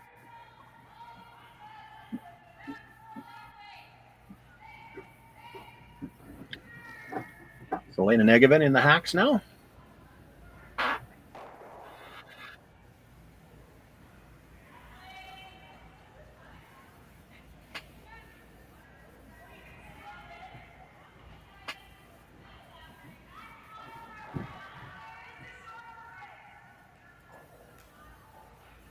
Just glancing around at the other scores as Selena gets ready here. Kate Cameron has won her game over Yunji Kim. And that will leave Kate Cameron with a record of 3-2. So she's now one of the 2 lost teams that could be in the tiebreaker scenario.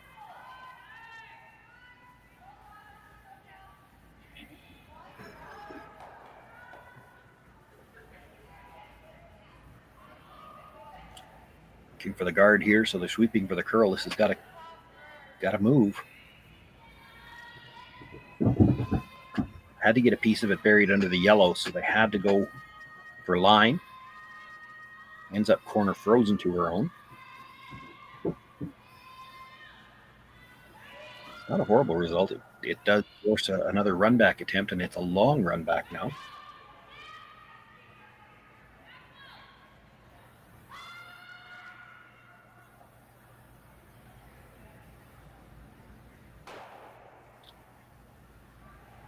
Doesn't quite come up enough for her. She'll peel the guard, but drives it by the 2 stones at the top of the house. Kaitlyn Laws continues to hit 2.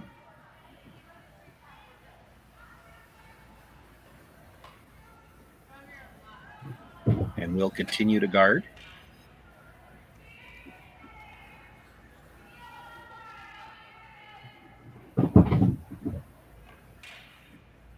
Asking Selena if she's got a preference on which turn she'd like to play. They've seen it from both sides.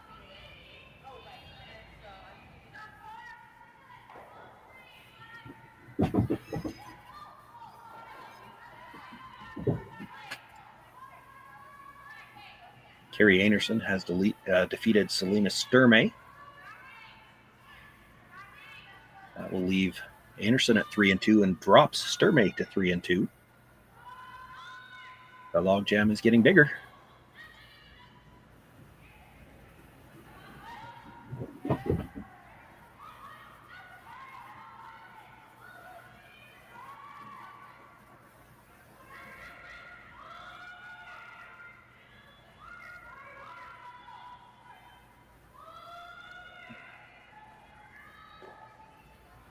been cleaning this all the way down. Now it looks like both brushes on and swinging around to the curl side.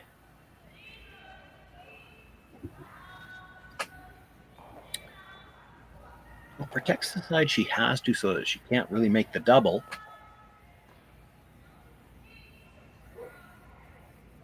If you want to try to get all 3 reds, you'd have to hit it on the nose, leave her a guard.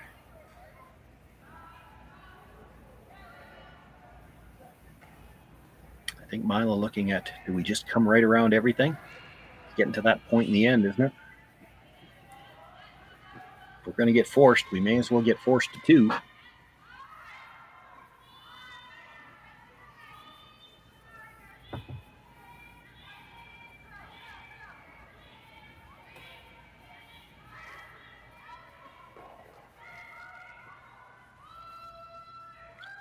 Alyssa Edwin looking to come around those 2 stones at the top of the 8-foot. Pressure's really going to have to work this for line.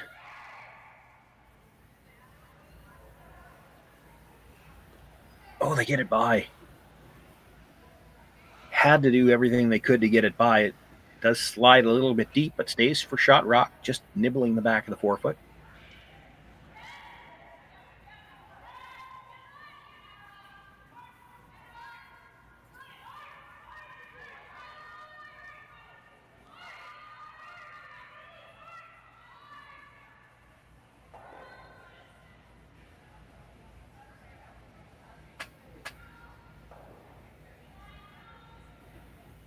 Kaitlyn Laws will look to follow it down. Ideally, you'd love to stay at the top of the button behind cover, but not a lot of room coming by those 2 to bury in front of the tee line. And as long as she comes to the back one, she really shrinks the house.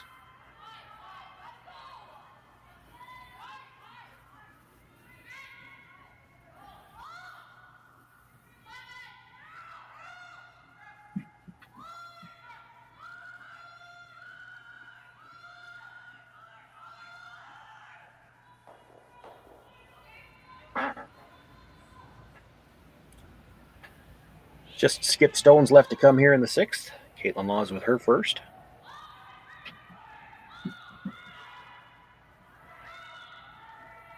Playing the in-turn draw, looking to come around those 2 stones at the top of the 8-foot. Rushers just cleaning early, waiting for that line call. You know, they start to move just outside the hog line. This might be a little strong. Sweeping for some curl now. Comes down, will touch off that Yellowstone, but stays pretty close to right there. Does the job. Had that bounced off. Myla Plett might have had a decision to make. I think you still have to try to get one in front of the tee line on this first attempt.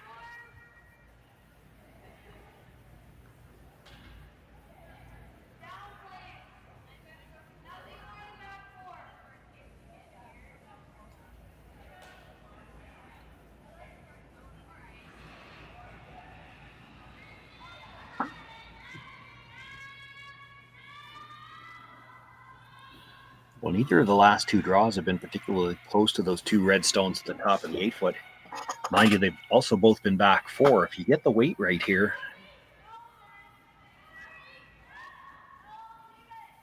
actually, I guess the last one they had to sweep it to get by it. If I remember right, the last one for the Plett team. So can they find the line and the weight so that you don't have to pound it to the back of the 4-foot here? Does look like there's enough curl there if you skinny those 2 at the top of the 8-foot. This has got a lot more room.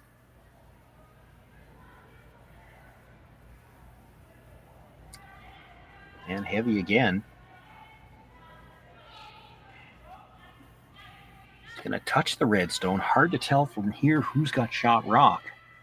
This is where you kind of wish the players would point for you.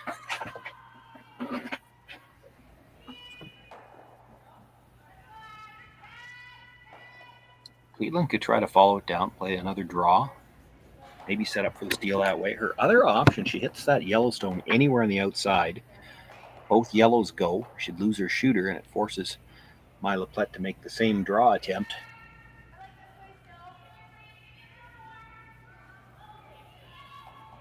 That would only be for a single if she makes it.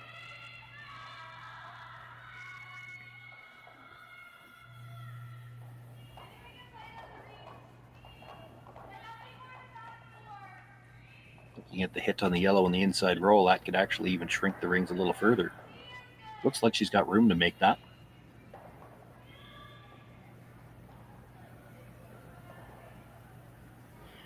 You can see some air in between the yellow and those two reds at the top of the 8-foot.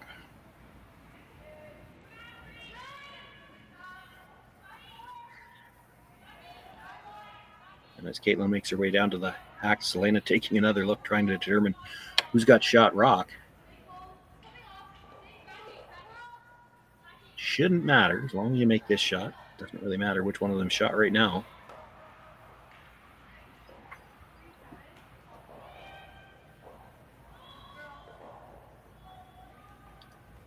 So looking to come down just across the face of the yellow, make the hit, have the shooter come across, touch the face of the red stone, and come up a little bit in the 4-foot and behind cover. Might even be able to grab a piece of the back of the button.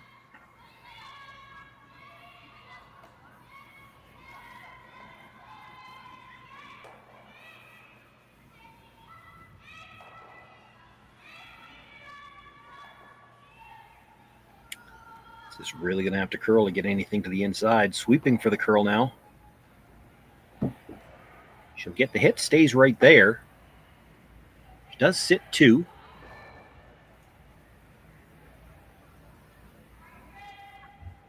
Leaves room for Myla Plett to get to the inside. Nose hit. She looks like she's playing the takeout here. Nose hit would get her the single. Sliver to the inside would be okay too. The only thing she can't do, if she's anything on the outside, the second red jams on the yellow and it won't go anywhere, and she won't have very far to roll to the outside.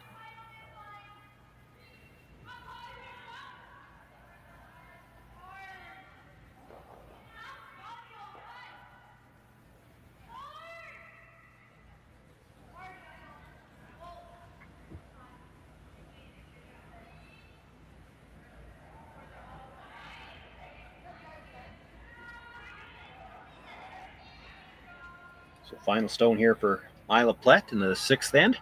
Facing 2, looking for the nose hit to pick up her single. Boy, this is going to have to curl.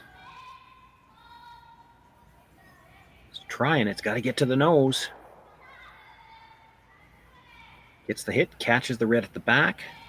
Does stay enough in that 4-foot. Piece of the button. She will pick up her single. Kaitlyn Laws with a 4-3 lead over Myla Plett after 6 ends of play. It'll be Laws with last rock in the 7th when we come back.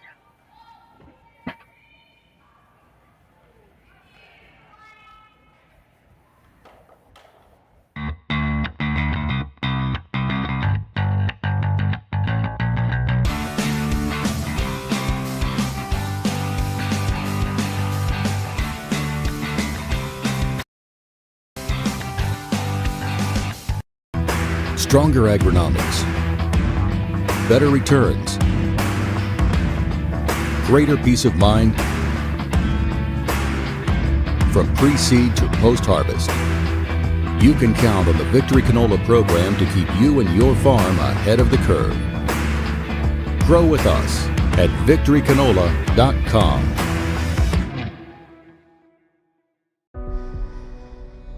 Everything I've worked for, everything I've sacrificed, has led to this. It's out of your hands now. All the gold medals in the world can't help you now. You could throw the perfect rock and still miss, but it just takes one. You leave it all out there on the ice to leave behind a legacy. I don't remember a time when curling wasn't a part of my life. When I wasn't putting in the sweat and hard work to be the best that I can be. Clocking in the time, the effort to practice day in, day out. Curling is more than just a game. It's a family, a community.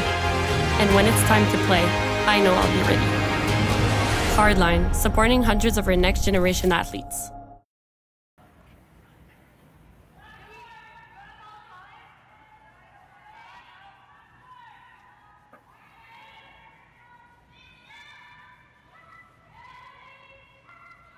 Seventh end just underway here from the Saville Shootout. Final draw of round robin action for the women. Kaitlyn Laws, Myla Plett looking for a guaranteed spot in the playoffs. Loser still might be in the playoffs. Could go to a tiebreaker scenario. Laws with a 1-point lead as we begin play here in the seventh and last rock. The center guard thrown up just a few inches off the center line, so it is not in the no-tick zone. The come around.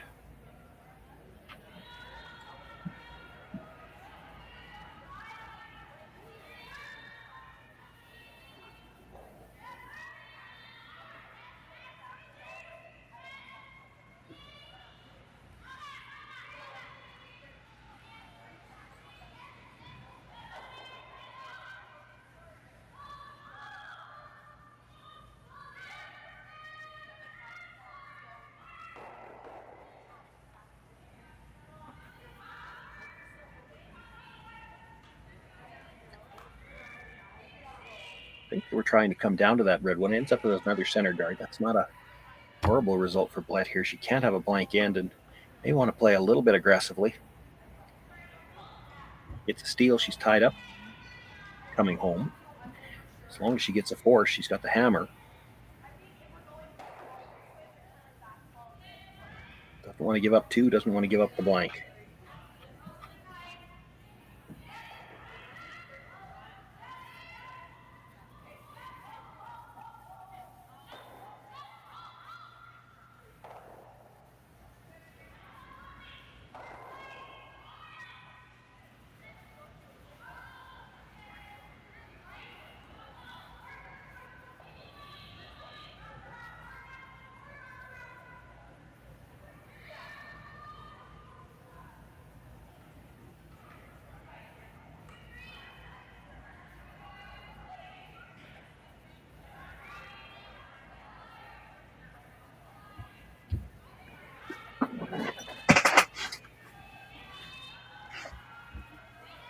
Well, that draw coming all the way to the back 12, just hanging on.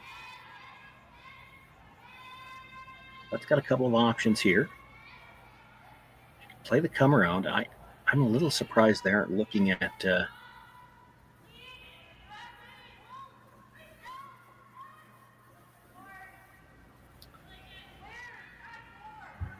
yeah. Come around from either side, I guess, works.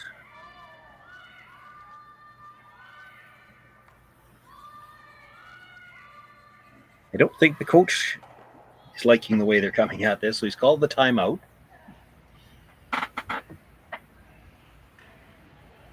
We'll make their way down and take a look at these rocks. It's the overlap on the guards means that the double peel is going to be pretty easy when Kaitlyn decides to take it on. You could throw another guard here. You could split the tighter guard just so that as much as you like having extra guards, you could split it just so she doesn't have such an easy double.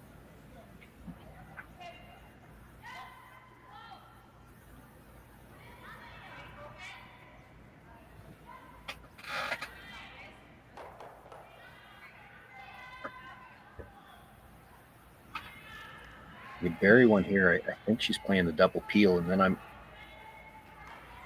you're playing the whole end without a guard trying to steal or get the force. It's not looking good.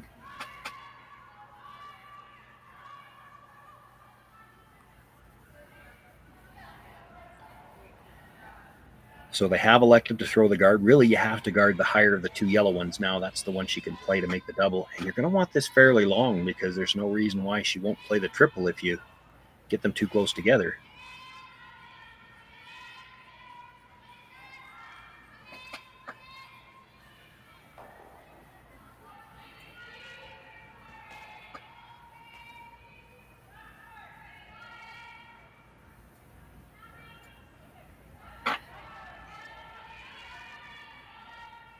Chloe Fediuk looking to play the guard.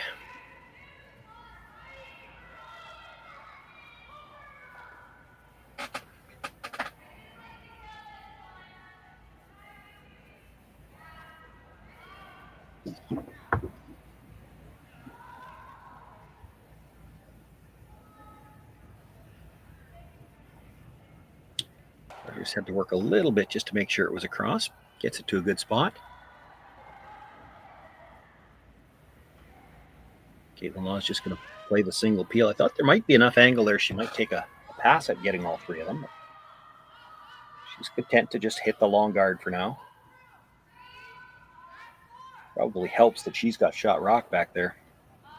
You know they can't throw guards forever.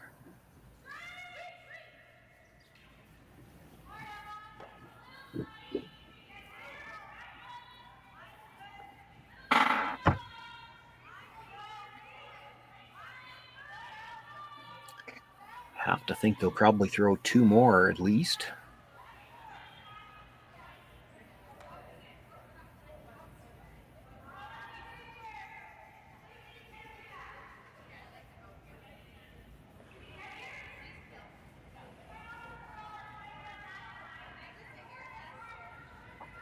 Chloe made her last guard very nicely. It's so hard to throw them that high, but she got enough separation. Kaitlyn Laws didn't even think about trying the triple.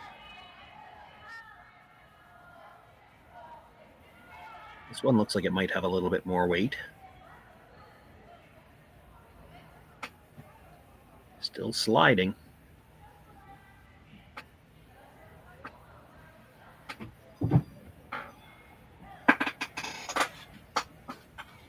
I think still just looking to straight peel the high guard. And Kaitlyn may be fine just peeling one guard at a time for the rest of the end, knowing that eventually Myla Plett has to do something in the forefoot.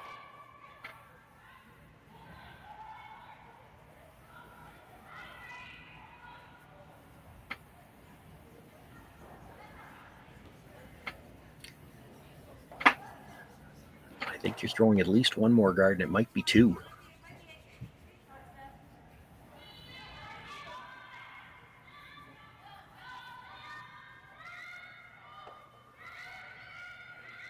Alyssa Nedowin.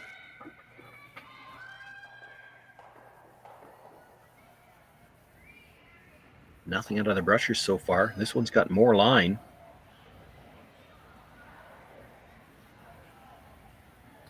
Curling now, but needs to dig in.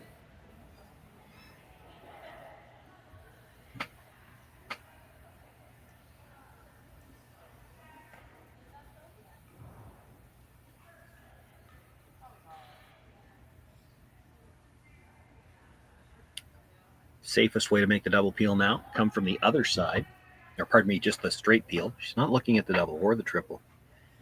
She's content to leave those two yellows on top of her own shot rock.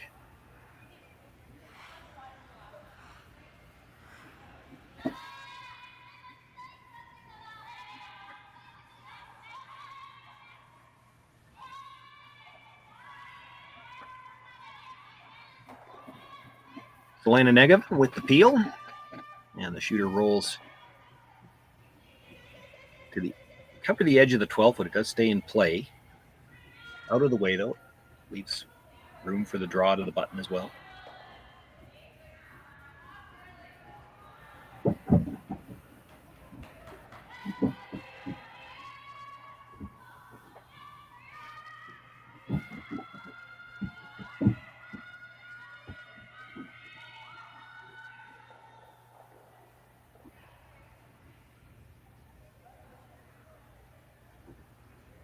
Looking for the guard one more time.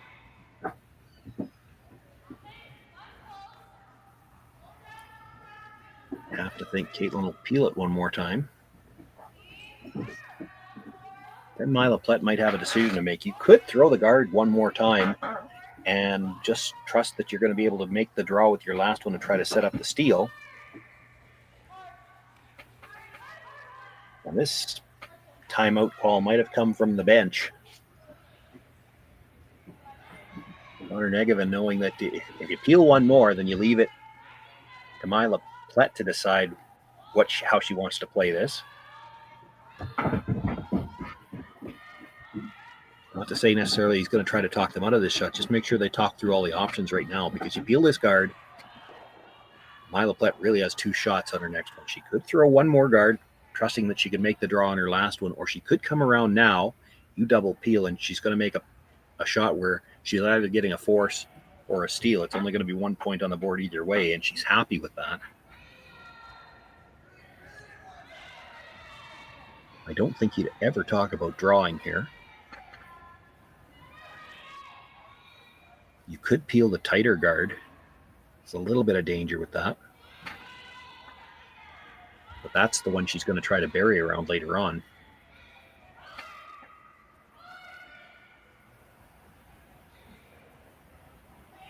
You peel it right now. She's going to try to freeze to yours.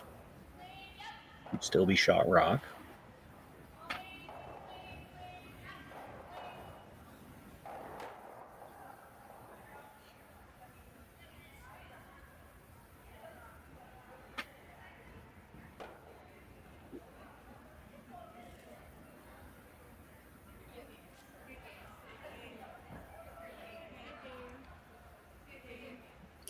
This is game number 11 for me on the weekend, and this has been a long one tonight, so I can't remember for sure, but I think we might be out of timeouts as well. Looks like what they've decided is to peel the tighter one. And this is the one that she can draw around to try to steal the point. Yes, she can try to freeze the red one on her next attempt, but she can't be shot rock with that freeze.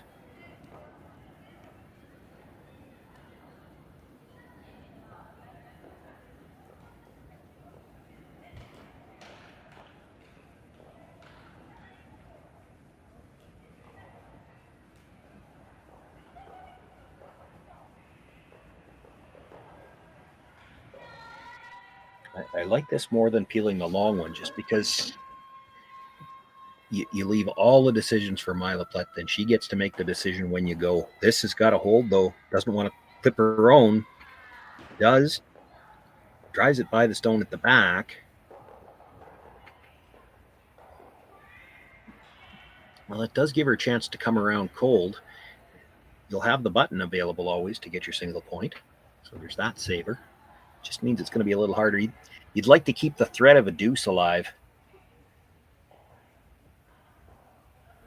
Had you driven that by, you could have kept the threat of a deuce alive, which may change the thinking for the Plett team. Now I think you have to play the come around. You play it from either turn, whichever one you think you know.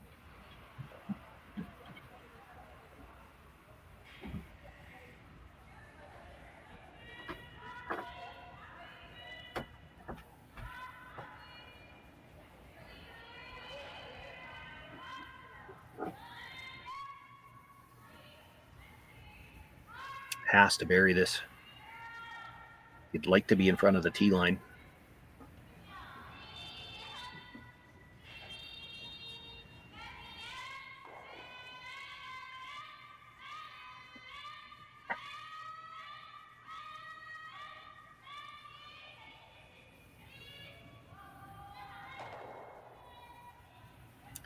Asking for just a little bit more ice before she settles into the hacks.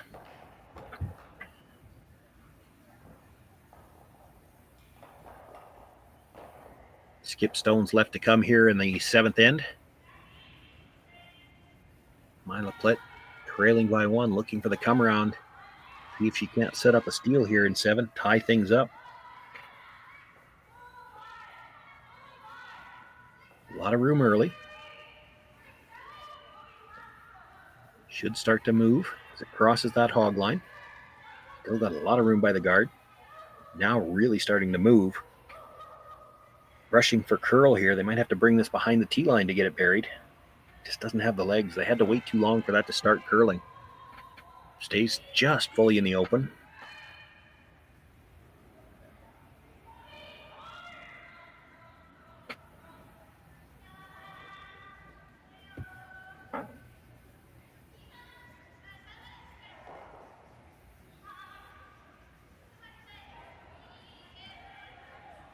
Kaitlyn Law is looking at it. I think the indication was just hit this right on the nose. That's a good call. You try to roll this underneath. If you roll half under, Myla Plett plays the other turn, comes around everything, including the one you're about to deliver. And you won't have a way to get at it. If you hit right on the nose, she's probably still playing the draw on the in-turn side. And you may have a shot off your own here to get at it.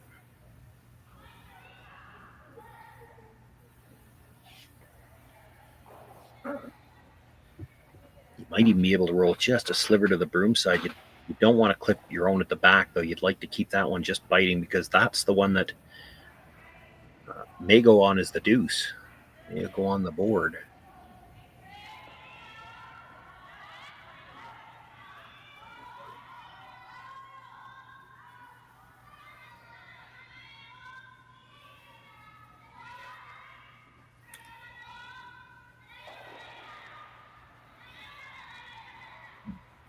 Actually hits it just a sliver on the inside, rolls a corner of her rock in behind the guard, enough that Myla Plett couldn't attempt the hit and roll. And it makes it easier as she comes around. The angle's going to be pretty good for the red slash onto anything she could get in for shot rock.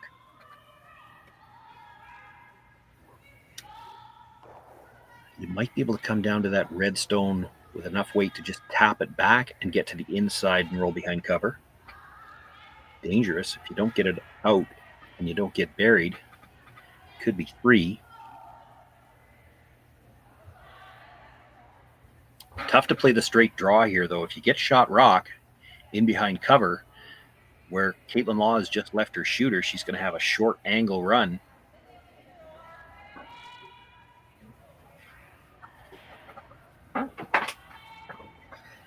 You could maybe try to get all the way to the back 4 foot behind the red stone. Play it with the in-turn.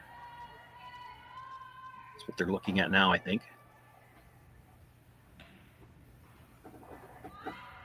That might be your safest bet. The corner of that red stone is under cover, so if you can get close to behind the red one, she can't hit it thick enough to play the run. Have to be shot rock, though. Not playing to a big area here.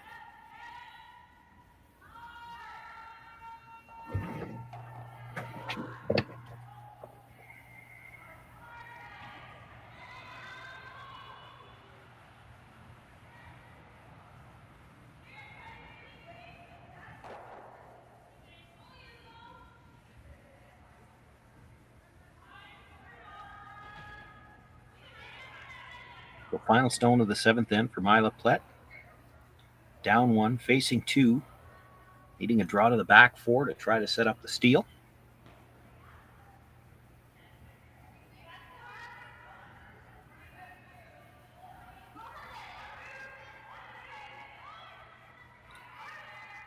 Both brushers down early, but looks to be just a firm clean. Starting to curl now.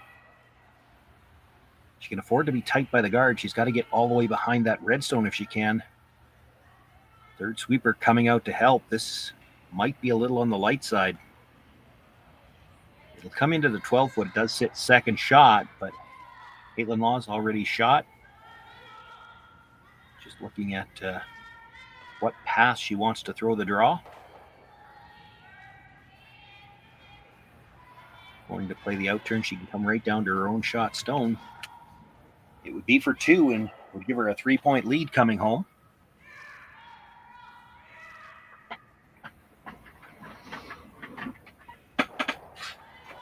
This is a huge extra point here. It's one thing to have to generate a deuce coming home for the tie. It's a whole other ball game if you need 3.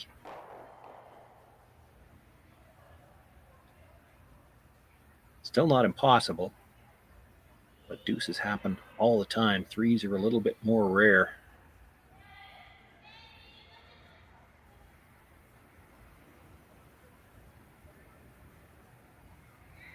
Final stone, 7th end, Kaitlyn Laws. Needs full 12 foot for the second point. 1 brush down right away just to clean it. Still just cleaning. Got a nice line.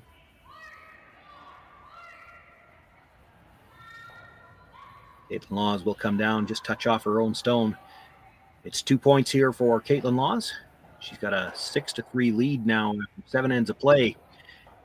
You're watching the Saville Shootout. We've got the final draw of the women's round robin on Curling Stadium, Edmonton, from the Saville Community Sports Center. 8th end right after this.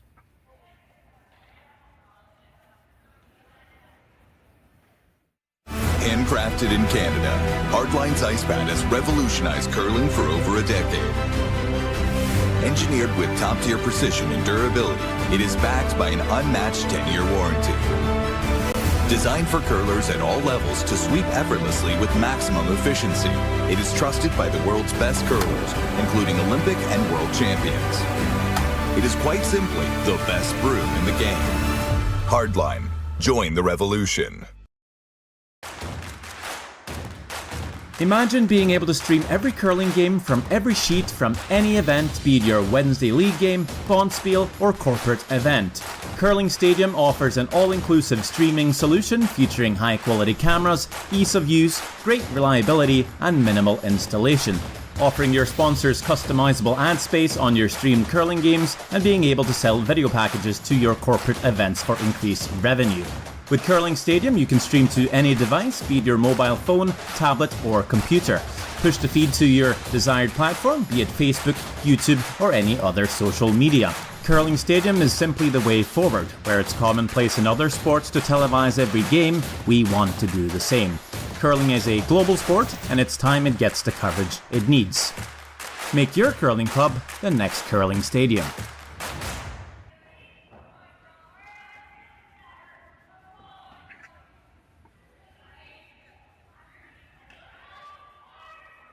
Shawn, Joyce with you here live for the 8th and possibly final end of this matchup between Kaitlyn Laws and Myla Plett. Plett probably hoping it's not the final end. It's going to be a tough task here. She needs 3 points in the 10th to throw it to an extra. I would expect she's going to throw a couple of corner guards here. Ali Iscu throwing the intern for the first one. Looks like they're playing it very high.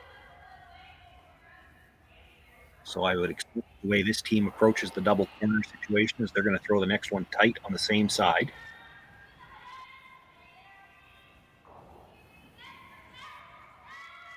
Kaitlyn Laws will just keep piling rocks into the middle until she's able to start making peels on the guards.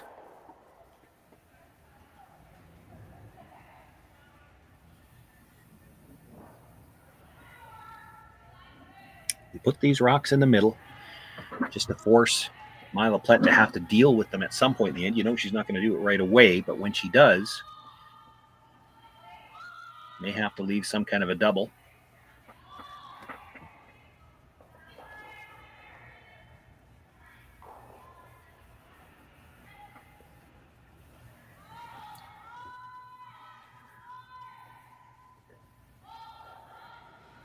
Kristen McEwish with her first stone right to the top of the button, and her second one comes down and from the face of it moves it back a couple of inches. That's a nice pair for Kristen. Left room for them to throw another one on the top of the 8 foot as well. You know this is coming as a corner guard.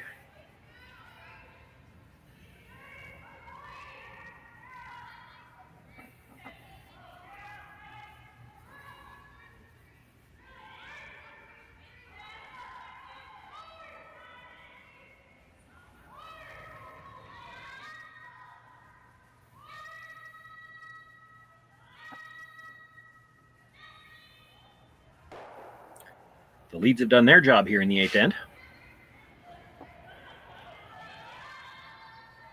Just the 5th rock of the end now, so can't pick a play on the guards just yet.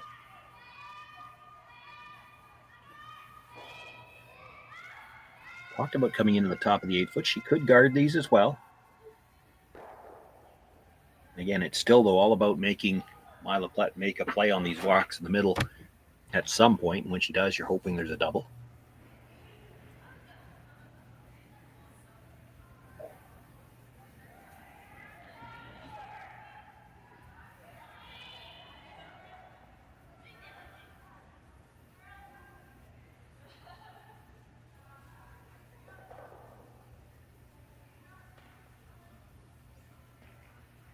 A lot of room here, so they're sweeping for curl. They called it as a tight guard, but in the house is fine. That was one of the options they considered, was to be right into the 8 foot.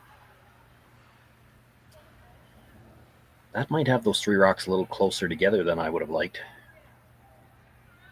I could come down now and just jiggle them around and start to set up a wall. The back two are going to split a little bit, and you can leave a wall of red stones behind the tee line. That does not look like a lot of ice. I would not be playing this with any kind of takeout weight.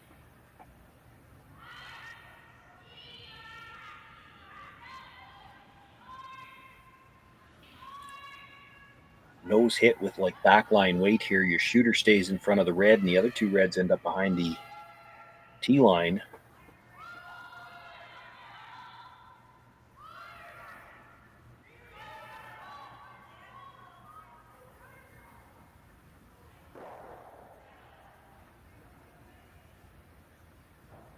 Just overcurled a bit on her, but pretty good result.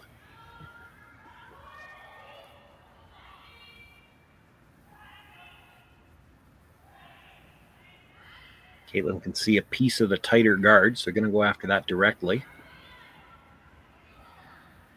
Jocelyn Peterman looking for the peel.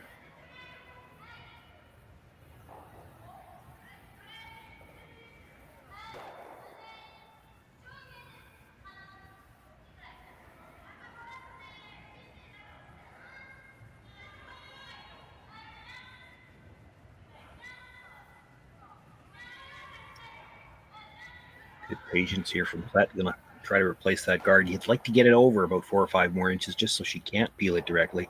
Let her peel the high one. If you had to come around the high one, hard to get a rock in a position where she could make a play on it with that much separation.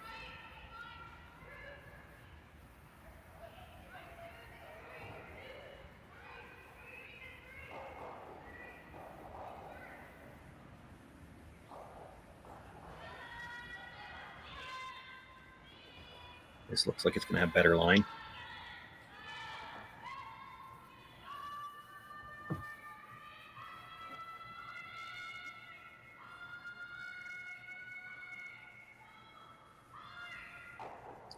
I'm just going to look to straight peel the long corner guard.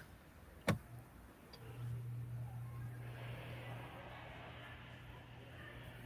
don't know if anybody can remember better than me. I think we're out of timeouts.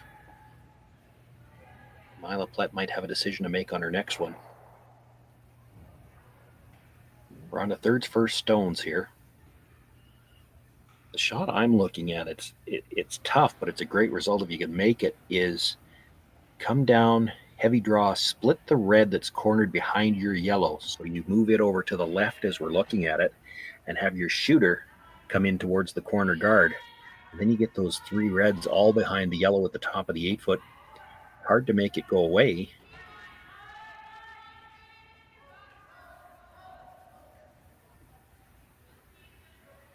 Like, Kaitlyn Laws isn't going to play it anytime soon, but right now, if she blasted the yellow on the nose, it still goes, and she doesn't care how many reds she loses.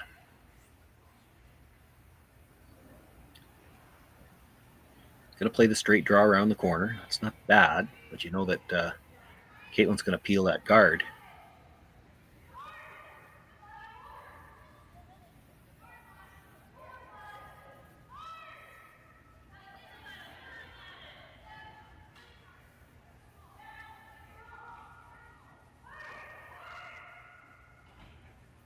Not going to get by, just rubs. And comes to the corner of her own yellow, and now a nose hit on the yellow probably gets both of the yellows out of the rings. The only thing that Kaitlyn might be worried about a little bit is she could push the red stone back behind the tee line, but I think we're getting late enough in the end that doesn't matter. You kill both of these stones, both of these yellow stones, and Myla Plett needs to count all 3 of the ones she's got left.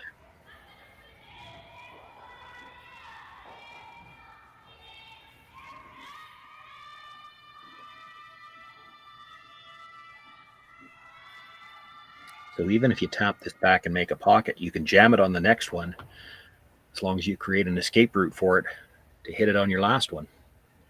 2 chances to kill one rook if you make the double here.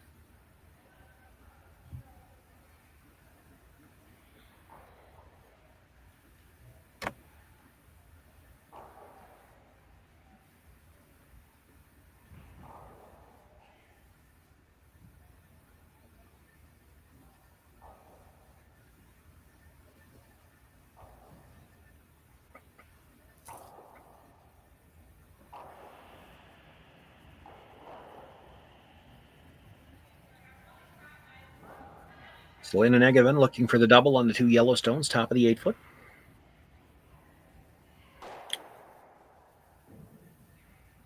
It's one, catches the second.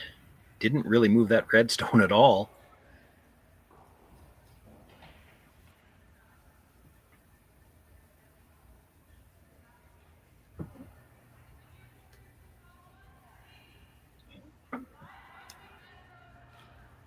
Myla Plett doesn't have a lot left. She's got to count all 3 of these stones. So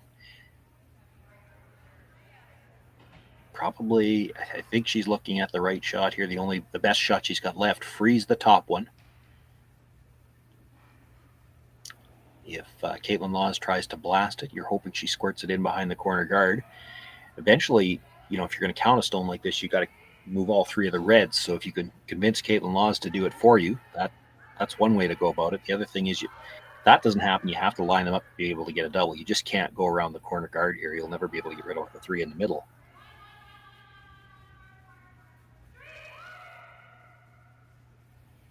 Needs to hold the line. She doesn't want to cross this. She would have liked it frozen maybe that much on the other side of center so that it'd be an angle to go behind the corner.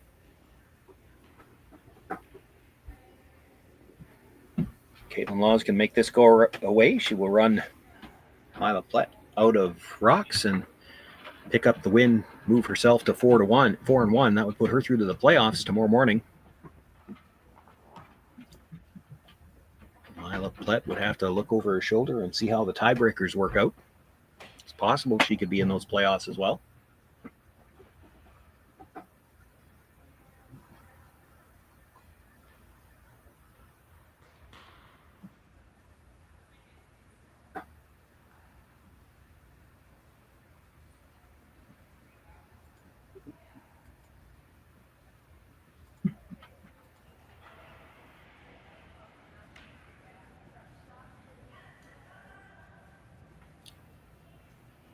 Kaitlyn Laws, chance to run Myla Plett out of rocks. Just needs to make this yellow go away.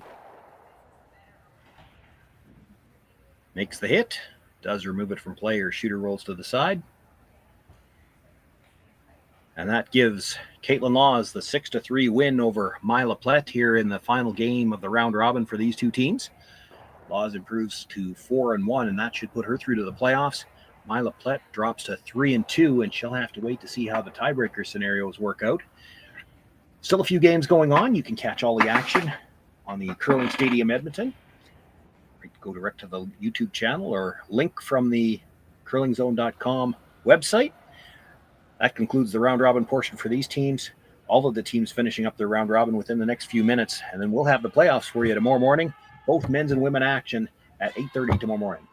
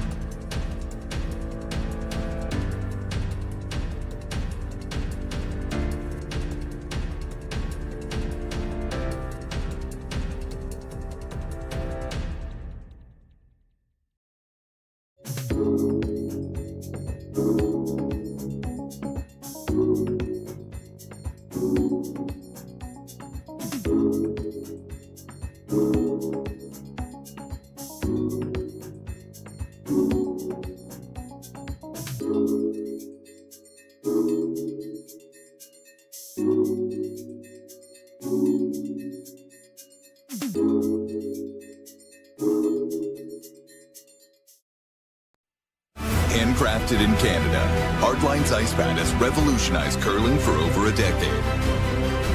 Engineered with top-tier precision and durability, it is backed by an unmatched 10-year warranty. Designed for curlers at all levels to sweep effortlessly with maximum efficiency, it is trusted by the world's best curlers, including Olympic and world champions. It is quite simply the best broom in the game. Hardline. Join the revolution.